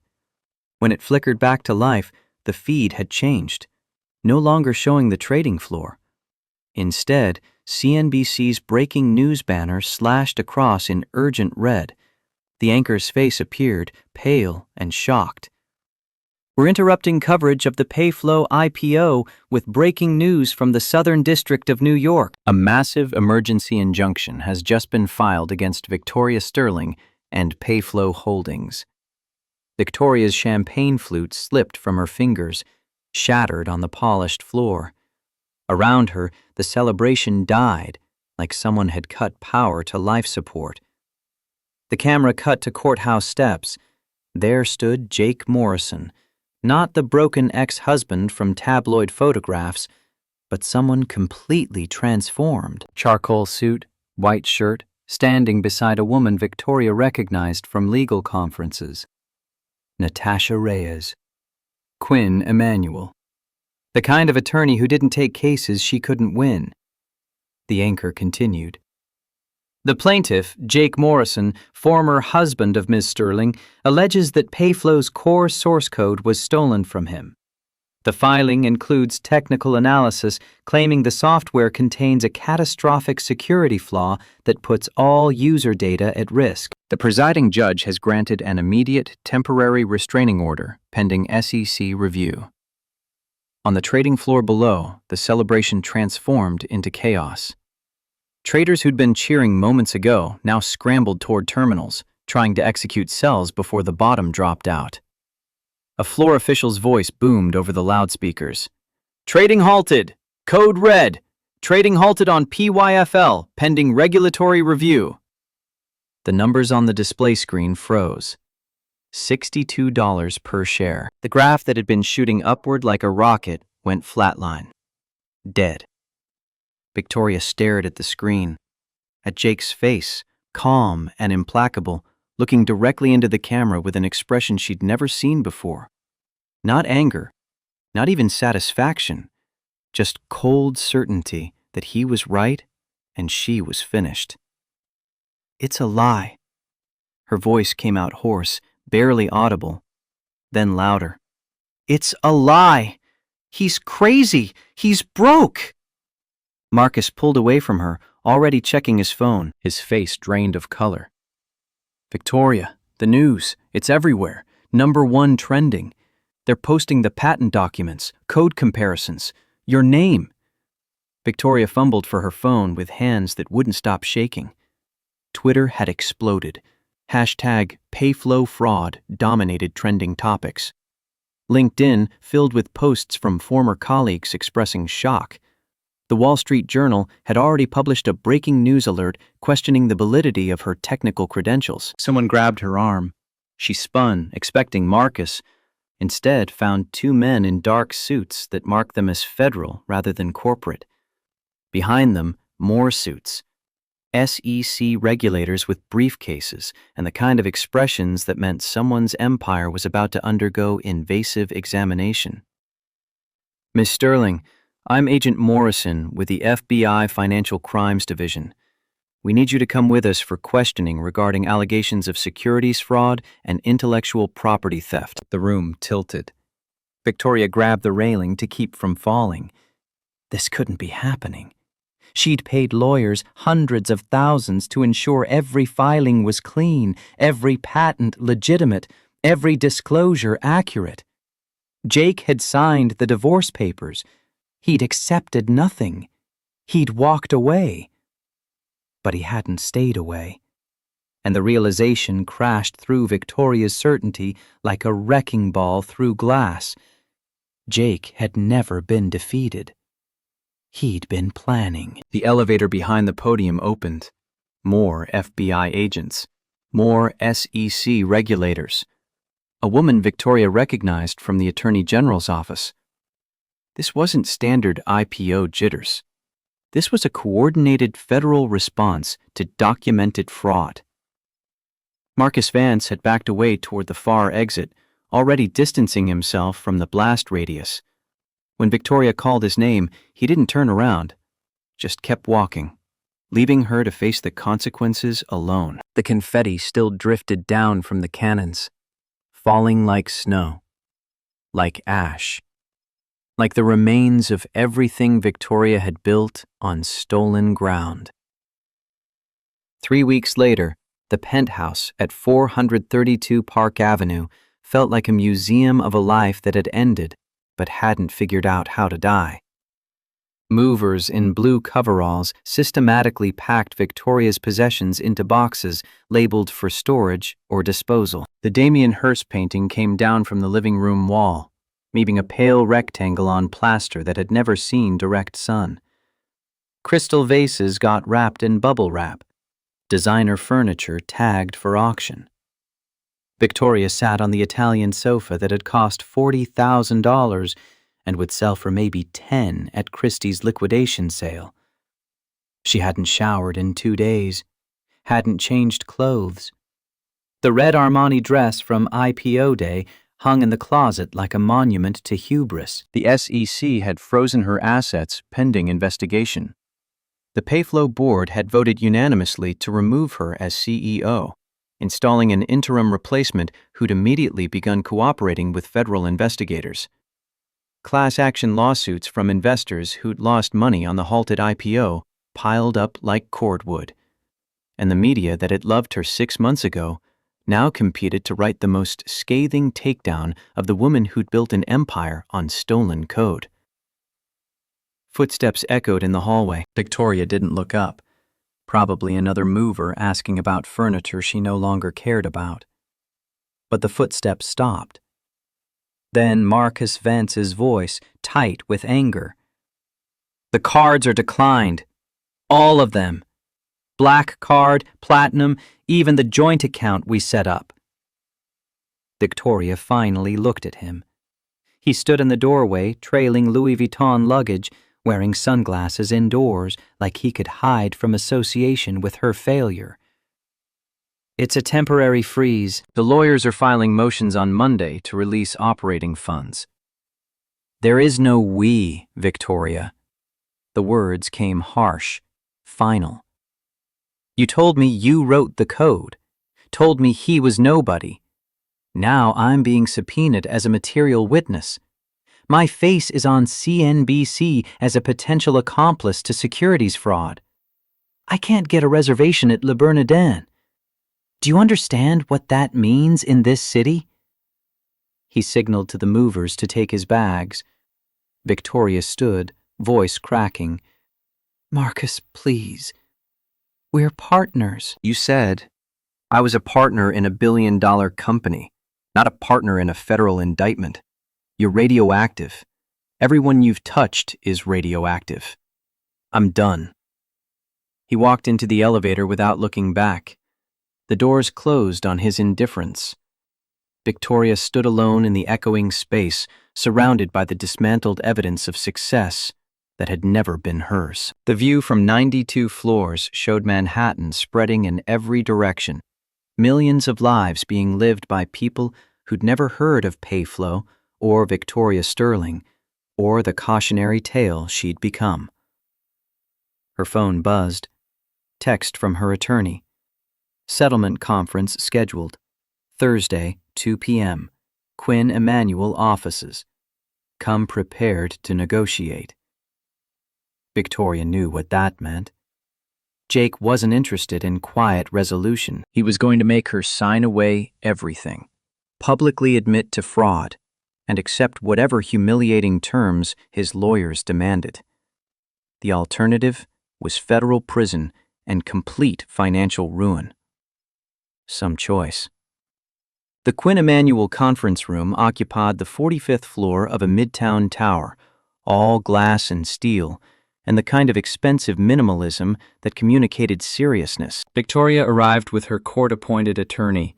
The expensive lawyers had quit when her assets froze and retainers bounced. The public defender was competent but overworked, juggling 50 cases simultaneously, and this wasn't his expertise. They sat on one side of a polished table that reflected the gray October sky outside. On the other side, Natasha Reyes, Marcus Thorne, and 2 junior associates whose only job was taking notes that would become public record. At the head of the table sat Jake Morrison. He wore a navy suit, crisp white shirt, the kind of professional presentation that spoke to competence rather than wealth. Victoria barely recognized him. The man she'd dismissed as obsolete had been replaced by someone who looked like he'd been running companies while she played at it. Worse, he looked calm, not angry, not triumphant, just resolved in a way that made her realize he'd already won and was simply here to formalize the terms. Natasha Reyes opened a folder, all business. Let's be direct. The SEC is willing to offer leniency on criminal fraud charges if Ms. Sterling admits that intellectual property rights to Payflow's core technology belong to Mr. Morrison, and that she knowingly filed fraudulent patent applications. Victoria's attorney cleared his throat. If my client admits that, she loses all equity in the company, all IP rights, everything. Thorne's voice came flat and hard. She's already lost the company. Payflow's board terminated her. The only question is whether she spends the next decade in federal prison or rebuilding her life somewhere else. Victoria stared at the table, unable to meet Jake's eyes. This was worse than losing money or status. This was having to admit on public record that everything she'd built was stolen, that her father had been right about her inadequacy, that she'd never been good enough. Then Jake spoke for the first time. His voice wasn't loud, but it commanded the room with the quiet authority of someone who knew exactly what he was worth. I'm taking control of Payflow. The investors have agreed to restructure under new leadership, Architect Systems. I'll fix the security flaw, rebuild the codebase properly, save the valuation, and protect users. He leaned forward, and Victoria finally forced herself to look at him. His eyes held no hatred, just the kind of cold assessment you'd give a problem that needed solving. I don't want to destroy you, Victoria. Destruction takes energy, better spent building. Here's what I'm offering. He tapped the document in front of him. You transfer all IP rights to me. You admit publicly to the fraud, which clears the company's name and allows the restructured IPO to proceed. In exchange, I drop the civil suit for concealed assets. I won't push for criminal prosecution. Victoria's attorney started to object. Jake held up a hand.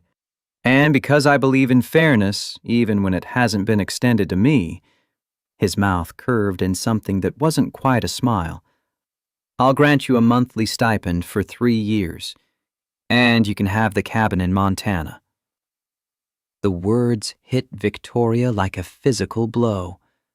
The cabin in Montana, the 3-year stipend, the exact offer she'd made Jake 12 months ago when she'd assumed he'd never have the resources to fight back. He was mirroring her own cruelty with surgical precision, reflecting it back so she could see exactly what she'd been. "You can't be serious." Her voice came out barely above a whisper. Jake picked up a pen. "I'm completely serious. It's a fair offer. You can fight this, drag it through courts for years while I bury you in legal fees until you're selling jewelry to make rent.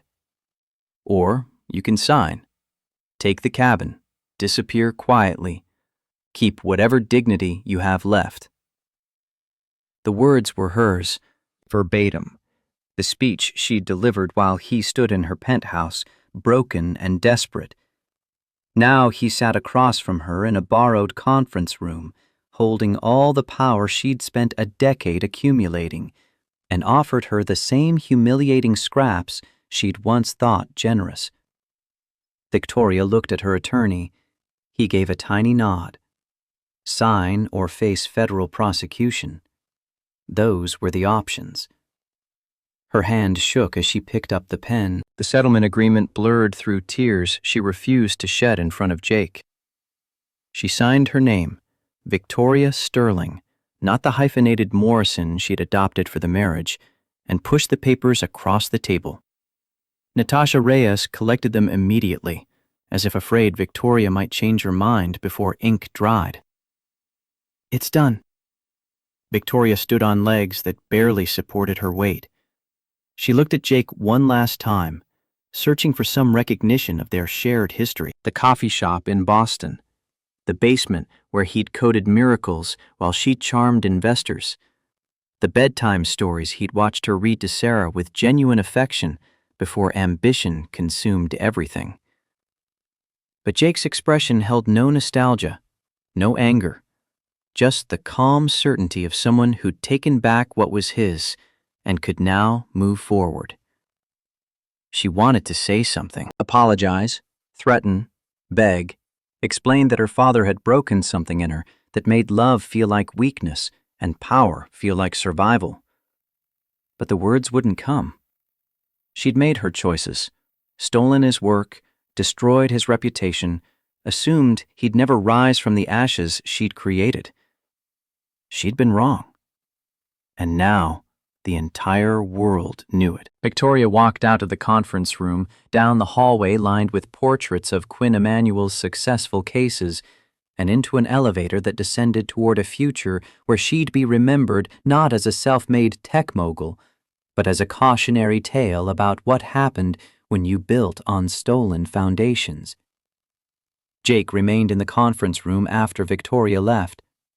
He stood and walked to the floor-to-ceiling windows overlooking Midtown Manhattan. Below, the city moved in its perpetual rhythm. Yellow cabs fighting traffic, pedestrians hustling between buildings, the machinery of American capitalism grinding forward without pause for individual tragedy. Marcus Thorne joined him at the window. "Harrison sends his regards, says he knew you had it in you." Jake thought about the old man back in Montana, illness winning its slow war against stubbornness.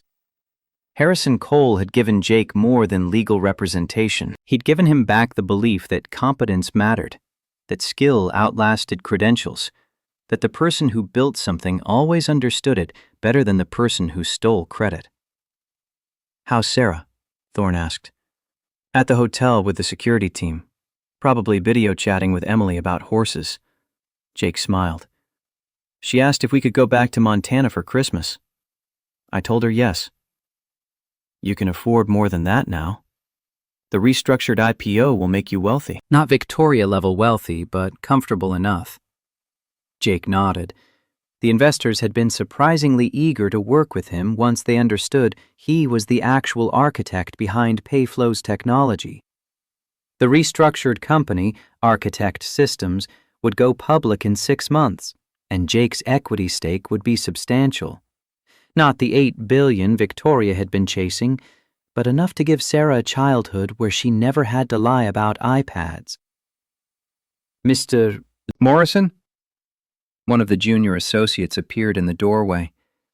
There are media requests for interviews. Wall Street Journal, TechCrunch, Bloomberg, CNBC. They all want statements about the settlement. Jake shook his head. No interviews. Issue a brief statement. Mr. Morrison is pleased to resolve this matter and looks forward to focusing on Architect Systems' upcoming IPO. The associate nodded and left. Thorne raised an eyebrow. You're not going to take a victory lap? Explain what she did? Everyone knows what she did. The patent filings are public record. The code comparisons speak for themselves. Jake turned from the window. I'm not interested in grinding her into dust. I just wanted what was mine. They walked toward the elevator together. The building's lobby bustled with attorneys and clients engaged in the endless combat of commercial litigation. Jake had once thought he'd never see the inside of a place like this.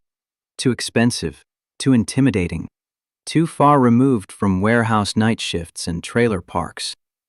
But Harrison Cole's generosity had opened doors Jake didn't know existed, and walking through them had reminded him that intelligence and competence were currency that bought entry to any room, provided you found the right sponsor. The SUV waited at the curb. Sarah sat in the back seat, video call in progress with Emily Cole. When Jake climbed in, she ended the call and looked at him with eyes that had seen too much uncertainty. Is it over? It's over, sweetheart. Did we win? Jake considered the question. He'd reclaimed his intellectual property, destroyed Victoria's empire, secured financial stability for his daughter. But he'd also learned that revenge, however justified, left a metallic taste. Victoria would spend years rebuilding from the ashes of her humiliation. Marcus Vance had already landed at a competitor, rats and sinking ships. And somewhere in Montana, Harrison Cole was dying slowly, his revenge for a brother's suicide incomplete because David was still dead, and justice couldn't resurrect the past. We got what we came for, Jake finally answered. That's close enough to winning. The driver pulled into traffic. Sarah leaned against her father, exhausted by the emotional toll of the last 3 weeks. Outside, Manhattan scrolled past, the city that had witnessed Jake's defeat and Victoria's triumph, and now their reversal. Buildings that would stand long after everyone involved in this drama had turned to dust and corporate history. Jake's phone buzzed. Text from a number he didn't recognize. This is Natasha. Excellent work today. If you need representation for the Architect Systems IPO, Quinn Emanuel would be honored. Also, your daughter is lucky to have you. Not many fathers would fight this hard. He saved the number and pocketed the phone. The hotel loomed ahead, boutique and expensive, but no longer impossibly out of reach. Tomorrow, he'd start the real work of rebuilding Payflow's codebase, fixing the security flaws Victoria's incompetent contractors had introduced, preparing for an IPO that would happen on his terms rather than stolen credentials. But tonight, he'd order room service with Sarah, let her pick whatever movie she wanted, and sleep without the weight of injustice pressing on his chest. The SUV pulled up to the hotel entrance. Jake helped Sarah out, tipped the driver, and walked through doors held open by uniformed doormen who'd learned to recognize the newly wealthy by their uncomfortable relationship with service. The lobby gleamed marble and understated luxury. Sarah tugged his sleeve. Dad, can we walk instead of taking the elevator? It's only 5 floors. Jake looked at his daughter, 11 years old, and already understanding that the journey mattered as much as the destination. They took the stairs, climbing slowly, Sarah chattering about her video call with Emily and plans for summer in Montana and a coding project she wanted to build. By the time they reached the 5th floor, Jake felt lighter than he had in 12 months. Not because of victory, because his daughter was happy, safe, planning a future that didn't involve shame or scarcity or watching her father break under the weight of injustice. They ordered pizza, not gourmet hotel room service, but actual delivery pizza with too much cheese and not enough vegetables. Watched a Pixar movie Sarah had seen 6 times. Fell asleep before the credits rolled, Sarah curled against him like when she was small enough to fit in the crook of his arm.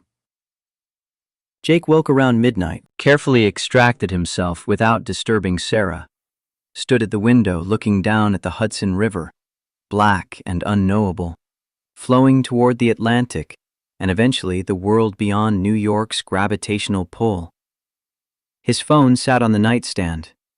He could call Harrison, thank him properly for the resources and faith and willingness to weaponize grief in service of someone else's justice. He could call the reporters back, tell his side of the story, ensure that history recorded Victoria's theft accurately. He could post on social media, reclaim the narrative that had been stolen along with the code. But what was the point? The people who mattered knew the truth. The rest would believe whatever fit their existing narratives about tech billionaires and gender politics and the complicated machinery of innovation. Jake had his work back. His daughter had her childhood back. That was victory enough. Tomorrow, he'd start rebuilding. Not just code, but a life where Sarah could grow up watching her father do work he loved, where competence was rewarded rather than stolen, where honor wasn't a luxury reserved for people who could afford principles.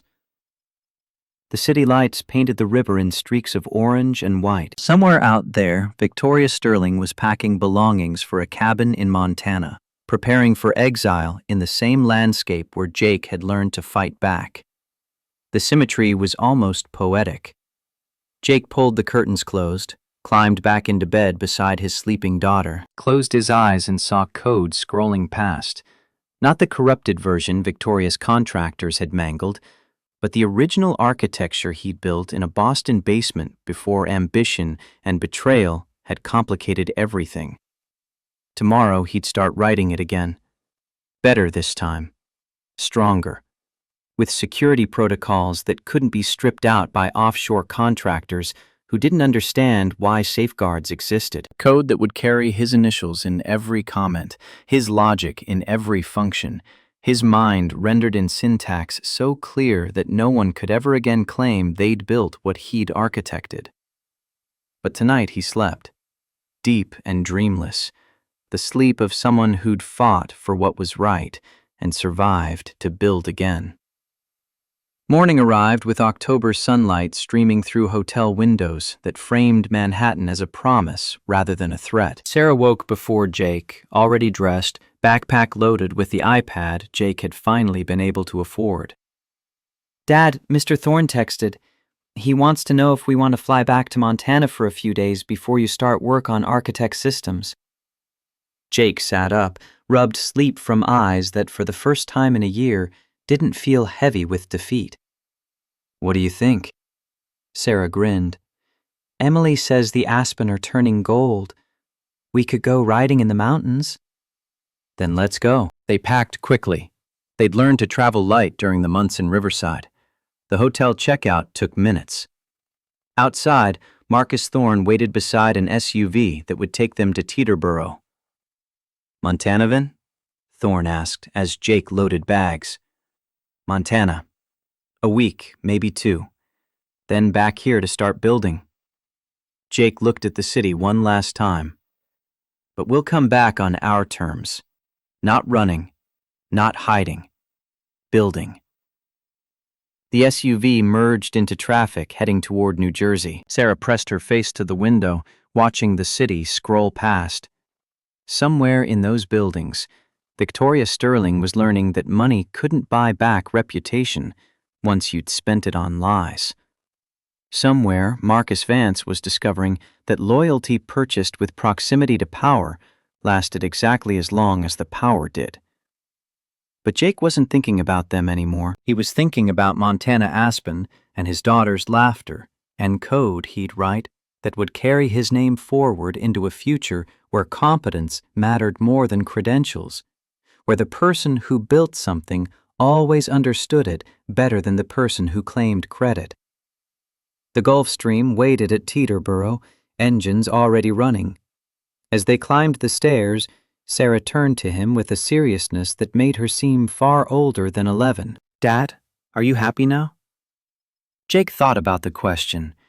Happiness felt too simple for the complicated mix of relief and grief and satisfaction that came from reclaiming what had been stolen while watching someone he'd once loved destroy themselves with their own choices. I'm at peace, sweetheart. That's better than happy. That lasts longer. They settled into the cabin. The jet taxied toward takeoff. Below, New York receded, the city of second acts and reinvention and the kind of brutal meritocracy that forgave nothing but respected competence. Jake had come here broken and left rebuilt. Not because of money, though that helped. Not because of revenge, though that satisfied. But because he'd finally understood something Harrison Cole had known all along. Honor was what decided who you fought and why. And the person who built on stolen ground always lost eventually, even if it took a decade. The jet lifted into October sky, headed west toward mountains and family and the future Jake would build one line of code at a time. His mind, his work, his creation. Finally, his again.